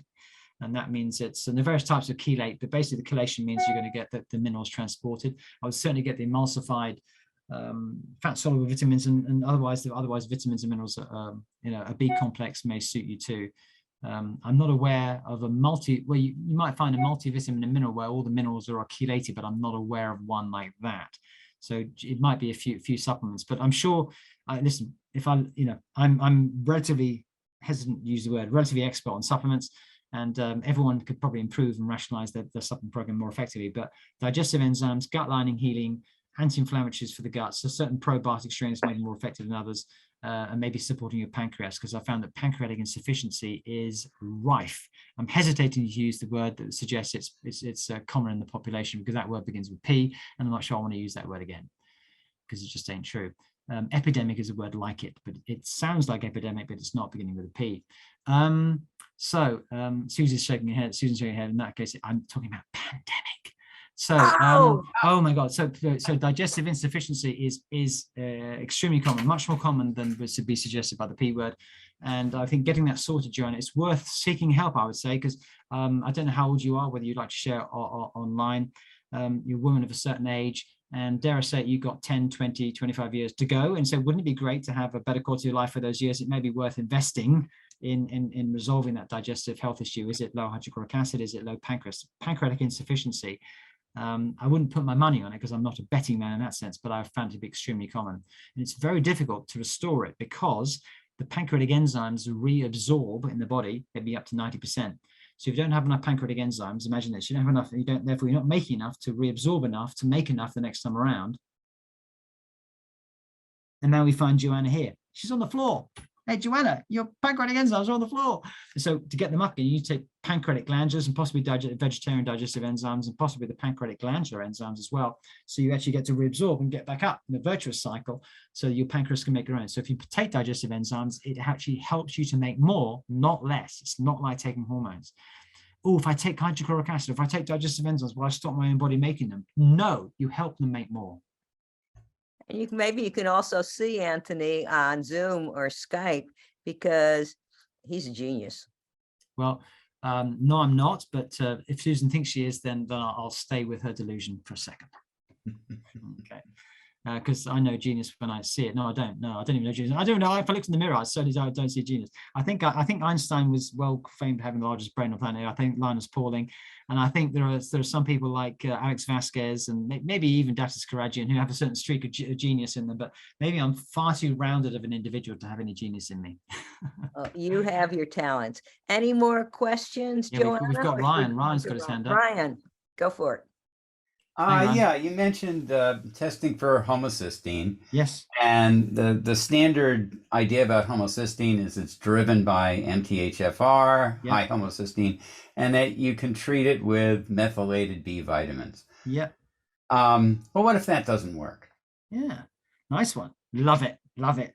I've had the pleasure, and I'm leaving the secret. I've had the pleasure of meeting Kilman McCulley, who is the man who he signed the book. It's on my shelf there. The Homocysteine Revolution. Met him in 1990s, and his wife, well, while she was alive, Nina, and he was shafted. He was the cum laude winner of his student group in, I think it was Yale or Stanford, whichever it was, Princeton. #1 medical student, and he said, I want to study homocysteine, it's really relevant. And the powers that be said, no.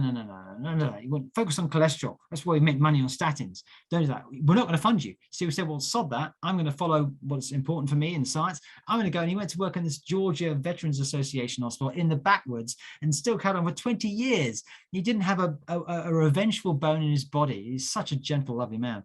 So that's a homocysteine story. And homocysteine is a toxic molecule. The more of it you have, the more likely you are to have heart disease, cancer, and other dementia, and so on.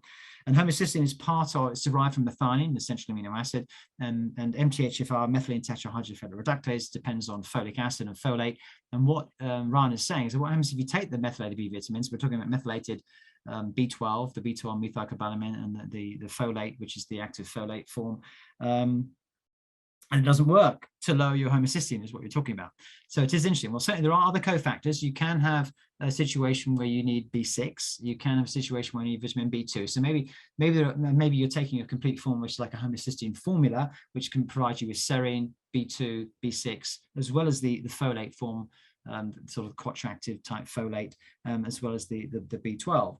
And if that still doesn't work, then I would say, and I think in America you can get this, is that SAMI, S-adenyl-methionine, may be something to add to the mix. So it helps the wheels turn in the methylation cycle. It's something that's actually deemed to be a drug in the UK, and you can't get it on the shelves. You just simply can't get SAMI in the UK. Now, not everyone does well with SAMI. SAMI needs to be properly manufactured, so it's like drug quality, but SAMI may be a factor. Let me see. So that's my technical answer to you, is that maybe you got the mix of things. There's something called transsulfuration, which actually rely on which actually has an enzyme called cystathionine synthase, and that's actually the B6 dependent enzyme, and the methyltransferase is B12, and the methylene tetrahydrofolate reductase is the folate.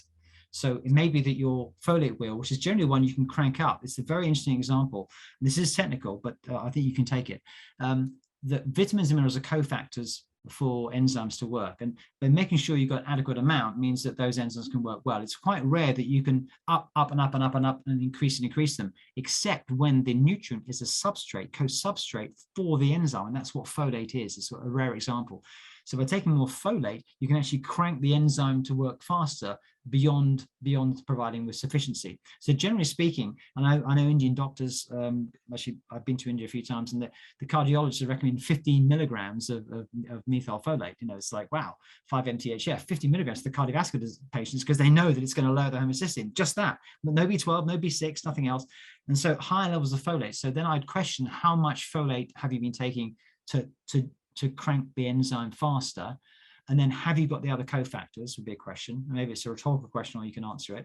And then if that still doesn't work, yeah, it's a curiosity. I wonder whether SAMI, and I'd have to show you the sort of the diagram where SAMI fits in, but SAMI may be something that can help to promote it. And yeah, rather than saying, you know, take methionine, which might not be so helpful, but SAMI, it could help the wheels turn around. So I say, how much folate you've been taking? Maybe not enough. Have you got the other cofactors for the other enzymes? So we've got the three enzymes: MTHFR, MTR, methylene transferase, which is the B12 dependent one, and cystathionine synthase, which is the B6.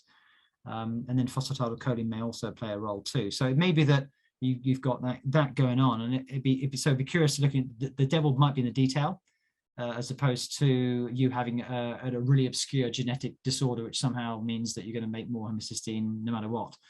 So I think we go with the obvious thing first. We say, well, what have you actually got? What is your level of homocysteine?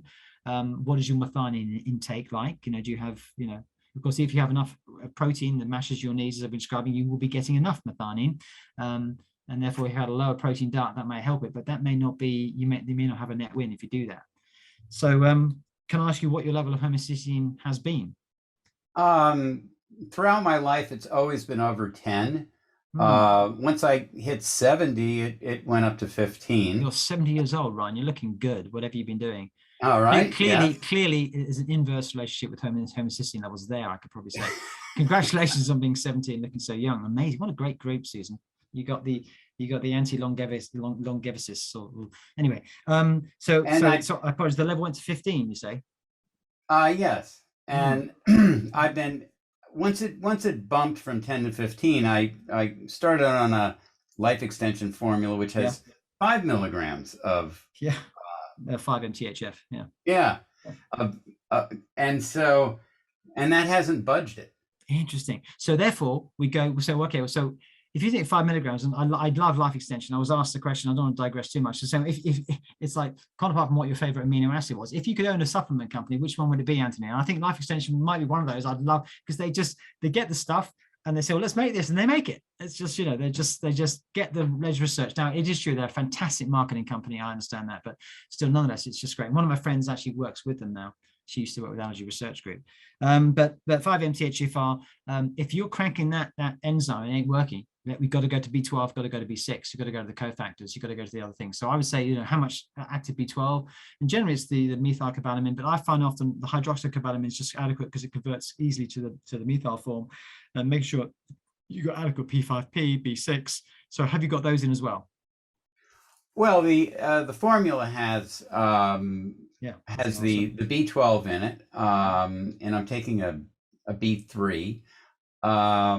And I do pretty good on the protein. I'm still a weightlifter and biker and all that, and so I've got good muscle mass. But haven't taken Sammy. I was kind of scared off of it in the 80s. I know there's some. I think it was a mismanufacturing issue. I think that I heard. I can't speak to that specific thing that you were concerned about, but it's not for everyone by any means, and it's not for everyone. And so you start off slow, but I understand that there's some negative impacts from a mismanufacture, which is why I stated that it needs to be sort of pharmacological grade. But and you think then they actually might just be an inadequacy. 5 milligrams isn't enough. You want to go to 10 or 15. I would say rather than go for Sammy, I'd say make sure you get adequate. I mean, dare I say it, if that formula's got the folate and the B12 and the B6, don't forget the P5P. The B3 is separate, although that may help with cholesterol and like we're talking about Abraham Hoffa and niacin, B3 and nicotinic acid, and then niacinamide, etc. So I'm actually well familiar with those too. But I think my first experiment would be is that probably the easiest, most pragmatic, and the safest, if that's the word to use, because it's super safe anyway, will be to double the dose or triple the dose, and then see what happens. I mean, I think I would do that first, as opposed to, okay, let's take away the source of methionine. Okay, which would take away your source for the lean muscle mass support. So we get a loss on that one. So I think double and then triple. And it's a question of, I know there are fingerprick tests for homocysteine, whether you can get that done in the post and it's easy to do, whether you have to go for a blood draw. But I think that would be my actual recommendations, is even though the vast majority of the population would have a nice level of 6 or 7 or 8 with homocysteine with that level of intake, given your evidence, I say I would probably take double the dose, take 2 or 3 of those, whatever it is, and then test again. What can I say? Okay. Yes. And the only place I would disagree with your story about the other guy was that I'm sure he didn't say sod this. Did you say sod this? Yes, because that's just from your country, not yes, here. It is. Yes, sod it. Yes, sod. Yes, yes. And of course, SOD, super. Yes, SLESS. I know different expressions. Yes. Sod is a piece of earth. Sod there. Oh, sod that for a game. Sod that for a game of soldiers, I think is the expression. So you're helping the lost in translation. Ryan is helping. Thank you for that. An SOD, superoxide dismutase, of course, is actually one of the sort of second or third most abundant antioxidant enzyme, but it's quite difficult to actually take it as supplements and actually have it be effective within the body. So anyway, Ron, nice to speak to you. Congratulations on leading the life that I'm following in your footsteps, basically, is what we're saying.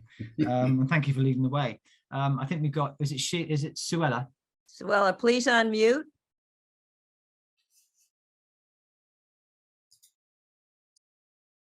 Suella is, Suella, you're doing me a favor because I have so many technical issues sometimes. You're making me look good. Thank you so much. Well, it's your intuition that is, that makes you even more stellar. Well, Suella, Suella, I have unmuted. I'm so sorry. You were talking about, I want to go back a bit. You were talking about collagen. Yes. And putting it in soup. Yes. Yes. So that was possible. It is, but I know that is probably the only protein powder that I could put into another form other than a smoothie. Effectively, is what I was saying.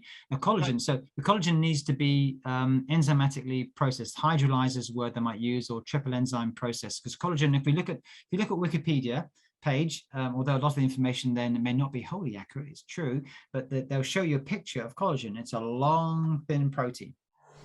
And if we ingest that, we'll absorb 10% maximum. So collagen has only recently been available as an oral supplement. For years, it's been used as lotions topically, and that may be useful too, because with skin deep levels, that's fine. But the various different types of collagen, type 1, type 2, type 3, type 4, who knows, I think it's 7 or 8 or maybe 9 types of collagen. But so in order to digest and absorb collagen, it needs to be pre-digested by special enzyme processes before you buy it. And so it needs to say either enzymatically degraded, hydrolyzed, or in fact, the one I use has been clinically trialed and has got evidence by a multi-center study in Italy, as it happens. And that's made by Allergy Research Group. It's called Arthred. I have no financial interest in any of these companies, by the way. So I'm not, if I did, I would tell you. Like I said, if I had that Haynes test, a test on the finger prick test for nutrients that you need to test, I'd be selling it as a promo for sure. But so Arthred collagen is a very good one that I know has gone through 3 different enzymatic protease enzymatic degradation processes, which means it's readily available. We absorb 90% of it rather than 10% of it. So basically, the more, generally speaking, collagen, it's gone crazy. The market must be worth millions and millions now of collagen. It's a stunning thing. It's not a complete protein, but it is supportive of our body. It can help the gut lining and it can help the muscle mass, but it helps connective tissue and tendons and ligaments. And as we get older, we have a higher need for that because we're less efficient in turning those tissues over. And it is possible, without clumping, but it can be put in soups. But generally speaking, most collagen powders are still better off put in a smoothie. So it's a question of finding the right mix. I actually sometimes put collagen powder in mashed sweet potato or mashed potato. So I just put it in and mix it up. Or if I'm having a non-dairy yogurt, I might put it in the yogurt. So what I'm saying is it's not my favorite thing to put it into a soup. I just know that it can be. But equally, chicken stock does contain, other than the array of immune supportive nutrients, so chicken soup, good for the soul, that kind of thing, it's good for the immune system. It does contain, so chicken stock, I'm a big fan of stocks and broths, which does contain a useful source of collagen too. Was there another point to your question, Suella? Yes. Following on to that, you were talking about different organic milks. Yep. I think one was soya, one was almond, and I can't. Oh yes. Well, actually, I have organic. I have organic. Actually, I've got coconut milk, which I can't find organic. I can't find it. So I actually vary it. But coconut milk, soy milk, I have rarely. It is true. And I think in England we tend to have less soy, I think, generally than in the US and North America. And also oat milk on occasion, rice milk, and almond milk and coconut milk. And so I have organic almond milk and coconut milk are the 2 I use most often for my smoothie, if you're asking me personally. I tend not to have oat milk too much because I don't do well with oats. I'm technically celiac, and that's a pain. Oats tend to do me in more than, although there's not necessarily the same protein levels in the oat milk as there is in oats. So yeah, just those variety of milks. I haven't had cow's milk for 25 years plus. Myself, I'm not saying anyone shouldn't, because unpasteurized milk can be very nourishing. Thank you. You're welcome. Thanks. Do you have another question? Who is that? Sorry, Susan. Ryan. I don't know if he's got another question. No. If he Okay. does, But just- thank you for your thoughts and contributions. And I love to. There's a famous Beatles song which says, "I love to take you home with me," but of course I can't take you home with me. But I think it's. Yeah, I can't remember the name of the song now, but I'd love to have a conversation longer with lots of you. Be very, very interesting. I hope it's been, interesting, educative, and actually, and ultimately, personally relevant to you, which is really what we want. Do you have time for more questions? Yes, I do. Okay, because I've gotten some that were written to me. Yeah. What kind of protein powder do you recommend? Yeah, each person may vary. Although whey protein may not be suitable for all, and I wouldn't recommend perhaps anyone take the same protein powder on a regular basis. I'm a big fan of rotation, so you don't end up developing a sensitivity to any one particular thing. So whey protein is the highest sort of biological value protein with the highest score.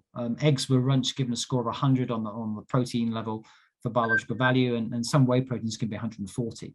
So it's super supportive of muscle mass and used by bodybuilders the world around. And as long as you can tolerate the whey proteins may have some casein, but generally some people are more likely to have a casein problem than a whey protein. So whey protein can be very, very useful. I would tend to go for a company that's producing whey protein from pasture-fed animals that are organically reared, as opposed to let's take it off the factory floor from making milk and sell it as a cheap product. So the whey protein I tend to choose, you tend to pay for what you get. So I tend to have the more expensive one that I know has been particularly reared specifically for the whey content, which will be richer in immunoglobulins as well, and therefore more helpful for immunity. That's if you can tolerate dairy. Now, I had so much whey in the past myself. I don't mean to make this about me. So I now actually use a Sun Warrior protein mix, and I use a variety of those which are vegetarian based which gives the whole array of branched chain amino acids and essential amino acids, and all the branched chain amino acids are essential amino acids as well. So I use a Sun Warrior protein, but I think there's ancestral ones, a whole variety of them. But I think organically, non-GMO, I'm certainly a huge fan of non-GMO, that's for sure. And a variety of, as long as it's got all the essential amino acids. And what I've done a bit nerdily is I've actually got a computer spreadsheet where I've entered the levels of amino acids of each individual amino acid for various different types of protein, and then done a comparative column graph to show whey protein versus soy protein versus pea protein versus Sun Warrior protein, so I can actually see the ratios of amino acids from them. So it took me a bit of time. I literally off the labels, and I just entered the amounts and created a chart so I can see what I'm looking for and what I'm aiming to get. Because there is definitely some thought that soy protein aminos are actually more protective for cardiovascular health, and maybe having lower methionine may be useful too. But equally, you want enough branched chain amino acids, particularly leucine, if you're engaged in muscle building. Like I'm trying to catch up with Ryan and get stronger, particularly with my legs after my knee op. I took a picture of my legs, folks. This is for my personal use, not to disseminate. This is not for the dating app, because it would not attract anybody except for the other skinny so-and-so. I'm thinking, these are my legs now after 10 months of relative inactivity. 10 months. I could leg press 600 pounds. I mean, I could squat, now. So I'm actually looking now in 6 months' time, legs before, legs after. So I'm going to follow Ryan's example and my own advice and engage with the protein still. So I'm going to get leg press. I've got an assault bike, which you know what that is. That's cross training bike. I've got that in the barn. I couldn't set it up until my legs are going to be in about a week or two. I better set it up and I'll be able to go. And I'm looking forward to the legs before and legs after. Very important because once you've reached my age, to actually gain muscle. So all that's to you, Ryan, for actually gaining strength, gaining muscle. I mean, talking about adding years to your life, adding quality of life. No wonder you look so young, even from the head up. I've got a question. Dr. McCullough was mentioning to build up the muscle mass from sarcopenia or muscle loss. Yes. He mentioned this thing called katsu that you kind of yes, I know, top of your legs and walk.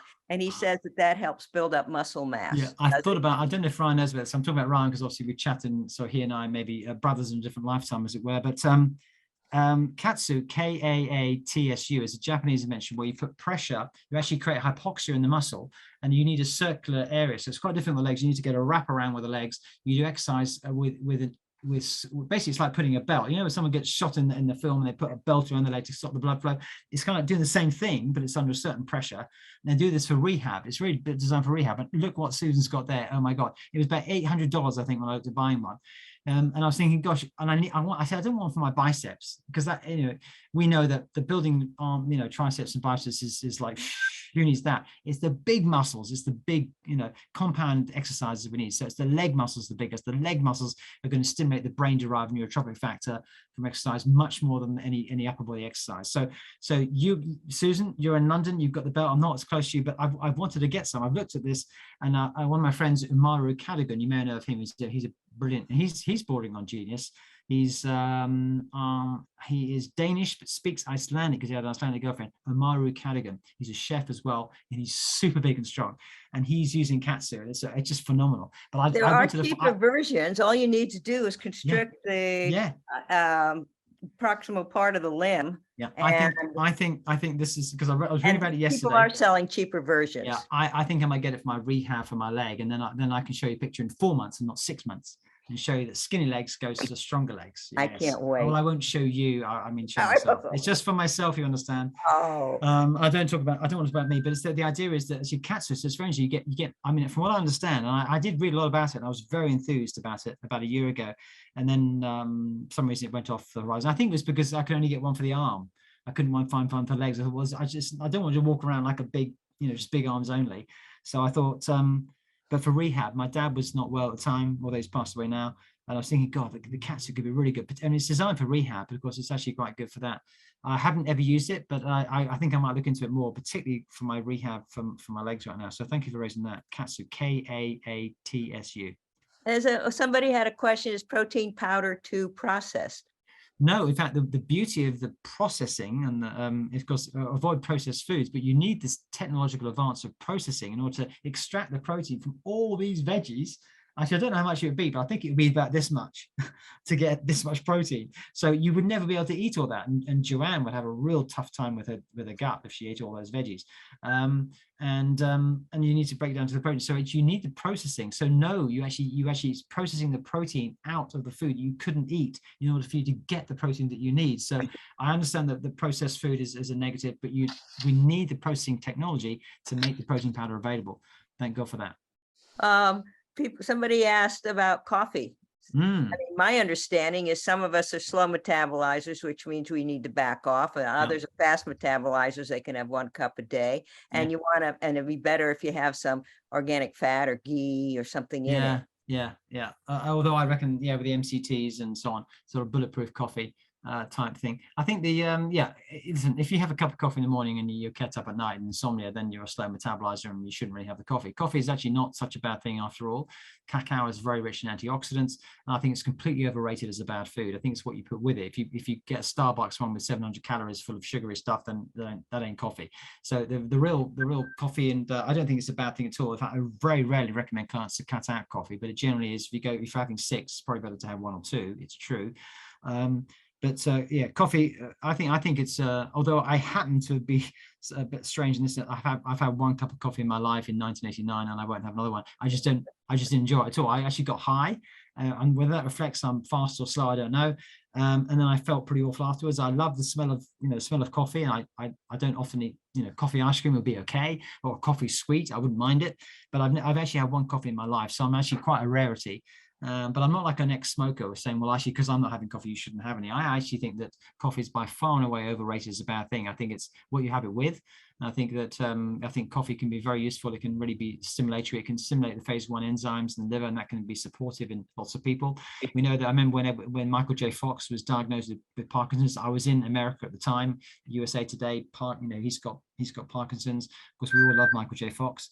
And then it was an article about slow detoxifiers. And if you're a slow detoxifier, you're more likely to get Parkinson's. If he'd have more coffee, he could have raised his level and then protected himself against Parkinson's. Now, lots of people are actually maybe too fast, and that wouldn't be a good thing. So how do you know you got a low level? But it seems that with PD, Parkinson's disease, there may be slow detoxification pathways inside cytochrome P450 enzymes, for which coffee could be a good thing. But how do you know in your lifetime that's what's going to happen when you're 50 or 60? Because he was very young.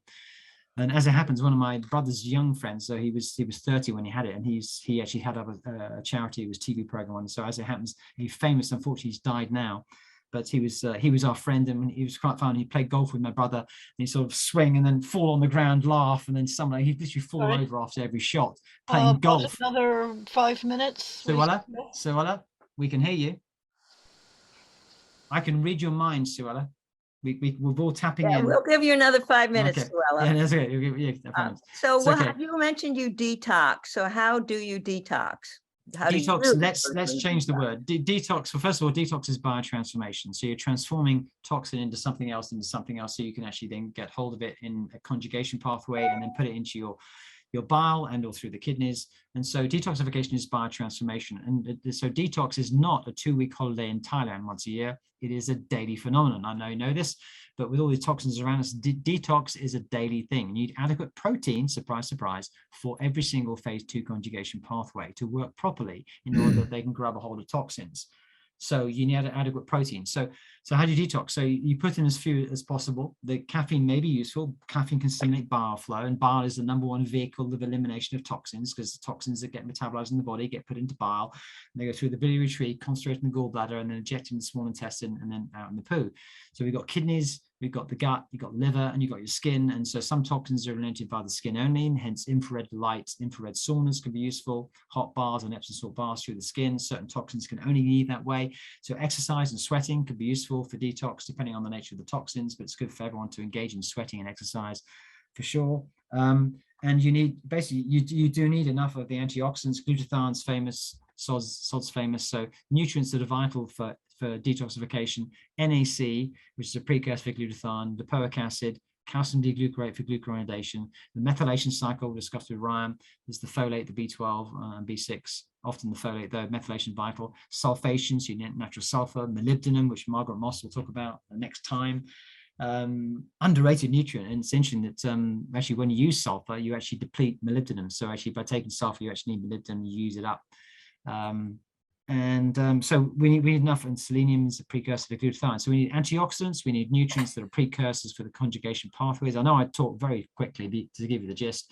I don't seem to be able to slow down when I'm talking about this subject, but it's we need a whole array of nutrients. So we need sufficient levels of nutrients. So that, remember, those nutrients are required. If we apply the triage theory to that, and you've got enough essential nutrients for this function, for that function, but you don't have enough for those proteins, you don't detox properly either. So then you've got accumulation of toxins, and now you're going to age quicker anyway, because you're going to interrupt cell function, you're going to get cell senescence and DNA damage. So detox or die, I think it was a bit by, was it Shirley Winters? But detox or die, yeah. Detoxification is a daily thing, and it will promote longevity for sure. Is grass-fed colostrum good for folks over 50? It's good for folks under 50 and good for folks over 50 if you can tolerate, if there isn't any super sensitivity with dairy, and there might be a trace of casein in there. But colostrum is a very, very nourishing, supportive immune support. It reduces inflammation, can be useful for leaky gut, can also reduce IgG reactivities as well. So colostrum, it's a super food in that sense. It's super dense, super nourishing for the immune system. Yeah, definitely. Colostrum is brilliant, and again, the IgG, the immunoglobulin count in that, preferably organic as well, would be a good choice. And again, I wouldn't have it every day. Maybe take it 3 days a week. So you're not having coffee enemas. Coffee enemas. We engage in this household in those every single week, so we're familiar with those, and they can be better for some than others. And again, I would use muscle testing to figure out when someone needed it. The coffee is kind of the opposite effect. By inserting the tube up a certain number of inches and releasing the coffee there, it actually has a parasympathetic effect and allows the bile to flow rather than a sympathetic effect. So it's a fascinating sort of contradiction to what you do orally. And it can really, really support. And so I know that my darling wife, who is a brilliant practitioner unto herself, she's had lead toxicity in the past and has had real issues with toxicity. So I'm learning a lot from her. So she's a complete fan of that. I've got fire infrared sauna, I've got fire infrared light, we've got Epsom salts, we've got sound therapy, we've got Reiki, we've got Psych K, emotion code, we've got lots of things on our side to support us. But yes, saunas, swimming, sweating, coffee enemas. I wouldn't probably do more than 1 a week as a guide. Epsom salt baths, 1 or 2 a week. Yeah, good stuff. Somebody asked about psoriasis. Yep. Apparently that started all of a sudden in her mid-30s. Yes, psoriasis is also an autoimmune condition, and can be linked with a multiple number of things. I've had a client who took vitamin E and solved their psoriasis just like that. I've had a client who stopped taking omega-3 fish oils, and their psoriasis improved 50% in 2 weeks. So, I've got cases, but largely you're going to have maybe an imbalanced liver detoxification, which may be a factor. So it could be liver related. It's an autoimmune type condition, but it's got to do with gut microbiome, it's got to do with liver detoxification. And if it happened all of a sudden in the 30s, what may have happened is that the threshold was crossed on one day, but it was building until that happened. And that's like a sort of pro-inflammatory thing. But it could have been exposure to toxicity burden could have increased. It could have also been sort of phase 1 and phase 2. If I give an air diagram, phase 1 and phase 2 could have gone like this. And then, you know, with oxidative stress, and the difference between phase 1 and phase 2 can't match the burden of toxins from phase 1. Then you're with excess oxidative stress, and that can promote the cyclic AMP and GMP going too fast, and you overproliferate the cells. But vitamin E, very good. We know UV light can be very protective, and that's a non-nutritional treatment, and the Red Sea is as well. But I found that vitamin E in particular can be very useful, but antioxidants, quelling inflammation from the gut, maybe certain probiotics, anti-inflammatory diet, but watch out for omega-3 on its own, because I found that omega-6 is more important in psoriasis. So I say a mix of fatty acids of omega-3 and omega-6, not omega-3 on its own for psoriasis. Ryan, do you have another question? In terms of the dilute proteins in vegetables, if you juice your vegetables, are you concentrating the proteins, or are you losing them in the fiber? Oh no! Or are you losing them in the high specialized juicer you've got, which promises that you extrude the liquid from the solid matter, etc. It's a good question. Certainly, the protein will be less in the juice, and it will be contained in the structure, because protein structures are long. So I'll give you the best analogy, not for you, because you'll know this, and you may be asking the question for others as well, not just yourself. Is that so if you juice things, you're going to get concentration of the phytonutrients, and so you get the burst of micronutrients, but also with the juices of things, you're going to get a concentration of the sugars too. So if it's vegetables, then there's very little sugar. And obviously with fruits, I find some people are hooked into fruit juices and juicing fruits and think, God, you're just getting a fructose hit. Fructose is 7 times worse for your liver than sucrose. I mean, it's seriously not good news, and generates, you know, fatty liver and so on. So fructose, folks, is 7 times worse for you metabolically than sucrose is for your liver. So watch out for the juicing of veggies, but otherwise, sorry, fruits. But veggies wise, I'm not sure I know the full answer categorically, because I haven't read the study on it, but I would reckon you get less protein because the protein structures. So the best example to give you is an egg white beaten, which is the precursor to meringue. The egg white beaten is it goes stiff. So beat the egg white till stiff. The reason why it goes stiff, and you get a little bit of egg yolk in the egg white, it ain't going to work. You're not going to get stiff, and you're not going to make meringues from that. Of course, meringues are laden with sugar, so it's the wrong example. My aunt was a cordon bleu cook, and boy, did she make a good pavlova. But anyway, that's I could probably get overweight on that. The stiff egg white reflects the proteins, the protein bonds, the protein lengths. That's the protein. You can never make a stiff anything with vegetables because they haven't got the protein in them. So those protein bonds, they're long, and if you have a super duper juicer, you're going to break them up. So if you blended the food and then ate it like baby food without the juicing, then you may make it more digestible. And that may be, so therefore older people, no teeth, let's say, you know, whatever it might be, or gut issues, you say, well, I'll have baby food, I'll blend the food. And the blender is actually breaking down the proteins and making it less hard work for the body to digest those proteins. But if you have the juice out of it, you've left a lot of the protein behind. You mentioned digestibility there. If you juice brassicas without cooking them, are they not so digestible, and it's not a good idea? Interesting. Certainly, I'm a fan of Joel Fuhrman. Do you know Joel Fuhrman? Yeah, I've met him as well. He's signed another book on my shelf, and I like the guy. He riled people up the wrong way, I think, at the IFM. I know he's got his own. He's got a certain technique. He was an ice skating champion, I think, and a medical doctor. But the message he gives, I think, is brilliant. I love his aggregate nutrient density index scale. So I think he's brilliant.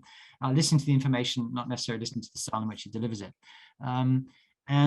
So he refers to that, and certainly when you're cutting, he refers to if you cut a mushroom or cut a brassica before you cook it, you release the defense molecules in the plants, and those defense molecules are actually what prompts our own bodies to stimulate the aryl hydrocarbon receptor within our gut to have an anti-inflammatory effect.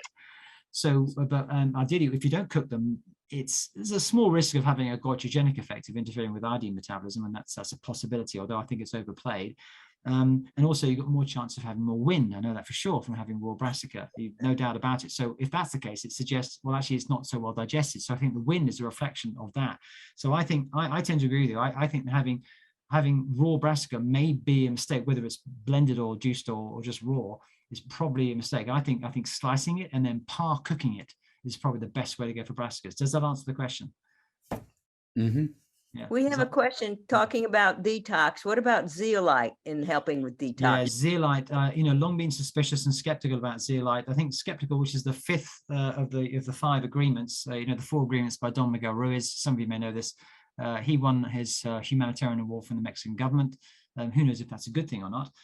But he did, and it's published in many languages, millions and millions of copies sold. The 4 agreements: be true to your word, do your best, don't take anything personally, don't make any assumptions. Don Miguel Ruiz Jr., his son, years later came up with a 5th one, which is be skeptical, be open to learning. So I've been skeptical but open to learning about zeolite for many years. Now, if I turn the camera that way, you can't quite see it. I've got zeolite on my shelf. So with the muscle testing, especially with my wife's lead toxicity issue in the past, and being aware that detox is an everyday process, I actually take a nano zeolite every day. It's kind of like one of those sort of like, is there science behind it? Is it so nano? It's so small. But I do find kinesiologically, it's come into my consciousness more recently, and I think that I've got one made by Touchstone, and I believe it's a supremely useful thing. And I take 4 sprays about 3 or 4 times a week. So I'm a fan of specific types of zeolite. Zeolite is like saying the word pizza in a way. It's like, well, what exactly is it? And it's basically a sort of a nano formula of multi-nutrients, minerals that help to displace or grab onto toxins. So I think that there's a lot more I need to learn about zeolite, and I think the people who've been making it have been way ahead of me, because I've been doubting it, and now I believe it. I think, God, 20 years ago I should have got into it when I was first introduced to it. But so I think zeolite, the right kind, I think there's a supremely beneficial thing in these times. And we have some people that really want to get a hold of you so they can take advantage of your great combination. I'm writing my email. Good. in the Please do chat. And listen, a big pleasure. I charge a UK fee, and there's a translation to dollar. Antony J Haynes at AOL.com. That's the best way to contact me. So I've been consulting. That came to me. So direct. Let me just. Okay, maybe you can to everyone. There we go. Everyone in meeting. I'll do that one. Let me do it. It's Antony with I'm writing it now to everyone now. Okay. Now I've got hold of this tech. It'd be a pleasure to speak to anyone. So let me just make sure I got that right. Antony, how do you manage thousands of clients? I don't have 20,000 at one time. This is 20,000 in my 30-year of career, my 30th year this year. I've had 20,000 clients over time. So I have the full clinic day on Tuesday and Thursday. It's usually back to back. I mean, so it's 7 or 8 hours straight through. And then I write down recommendations later on in the evening. So work too hard, you could say. But also it's I love the Zoom or the Zoom or the Skype call, because effectively having you in my line of sight, and most of my clients, the vast majority, not everyone, and I'm wary of those, I work with as a partner, and you want to be there, I want to be there, and actually that willingness breaks down, it sort of breaks the ice, if you like, and then there's a connection. And certainly there's no doubt that everyone I've spoken to today, there's a communication. You could be living next door to me and I'd be having the same connection as if, so that's very quantum, and I'm sure we all get that. And I understand that, I love Einstein's quotes. Who knows what he said and what he didn't say, but I know he did say that that he was very much into the quantum of nature of things, but he also said that imagination was more powerful than knowledge, which I love as one of his many quotes. But so very much into quantum. So it's actually, I need the partnership with a client. So I need you to be willing and engaged to, if I like, suspend belief or have the 5th agreement, be skeptical, be open to learning, because I will engage in that process. And dare I say it, and I will say it in this group, even though it might sound silly in other company, but my guides talk to your guides, put it that way. And I'm blessed to be able to access that. And so I'm full of humility and grace. And I do have prayers of thanks and grace every day to just to have that connection. And to me, it's a sincere, intimate connection with folk that very few people actually normally engage in. So to me, the only conversations I generally like to have are pretty intense, meaningful conversations. And so as I said, all of you were talking on the plane. We wouldn't be talking about chit chat. We might vent off about what crap's going on in the world right now. But generally, we'd be having a meaningful conversation. It'd be worth having that one, as opposed to, blah blah blah blah blah. Which I'm not really into. So I'm a fairly intense individual, but I also feel blessed for that. And I have also the amazing capacity to function at a high level most of the day. Somebody wants to know how much you charge. The charge is £270, which would be way more dollars I expect, if it's 83 pence per the pound right now, I think, but 270 pounds for a 1 hour consultation. What I do is I ask every client to fill in 2 detailed questionnaires and a 3rd case history information. So I will share with you that I read all that information plus any test results you send me in advance of the first appointment. So the first appointment, although it's an hour, it's usually about 2 or 3 hours of my time for the reading of the information and then the report writing afterwards. So that information in advance is vital. And during the consultation, I actually use my kinesiology skills to identify the key priorities in you that the person needs to address. Because many people might be a candidate for multiple points of intervention, which we could all identify. Oh my God, I've got so much to do. Joanna clearly has a need for gut health. And is it in the gut? Is the problem in the gut, or is it in a nervous system, or is it in an organ, or is it, so where is that? And so it might be obvious with Joanna, for example, so look, she's got priorities in the gut. Or is it that there's an energy issue? Is it a mitochondrial issue that's preventing your pancreas from making adequate enzymes, and actually it's manifesting in the gut? As Einstein said, often the solution to the problem is not actually manifesting where the problem arose. But I think in the body, I think for Joanna, as an example, it would be that. As what's going on for Ryan is, it would be, given that homocysteine metabolism is largely occurring in the liver, and it'd be very interesting to see what else is going on in the liver interrupting that. Is there a toxin issue, for example, coming back to that, Ryan? So if that experiment of going to higher levels with that life extension product just doesn't work, and of course it's going to take maybe months to find that out, then we have to take a 35,000 foot view, go, hang on a minute, what's interfering with that process? And the only thing, what comes to mind, toxins first, virus second, but toxins first. Toxin burden. He said unbelievably 70 years to accumulate a toxin or 2. Even though with sweating, he'd have eliminated a bunch of them anyway, but there could be toxins, they're forever molecules. They're not going to leave the body, and they get in the way, and there could be a toxicity issue. So it's interesting.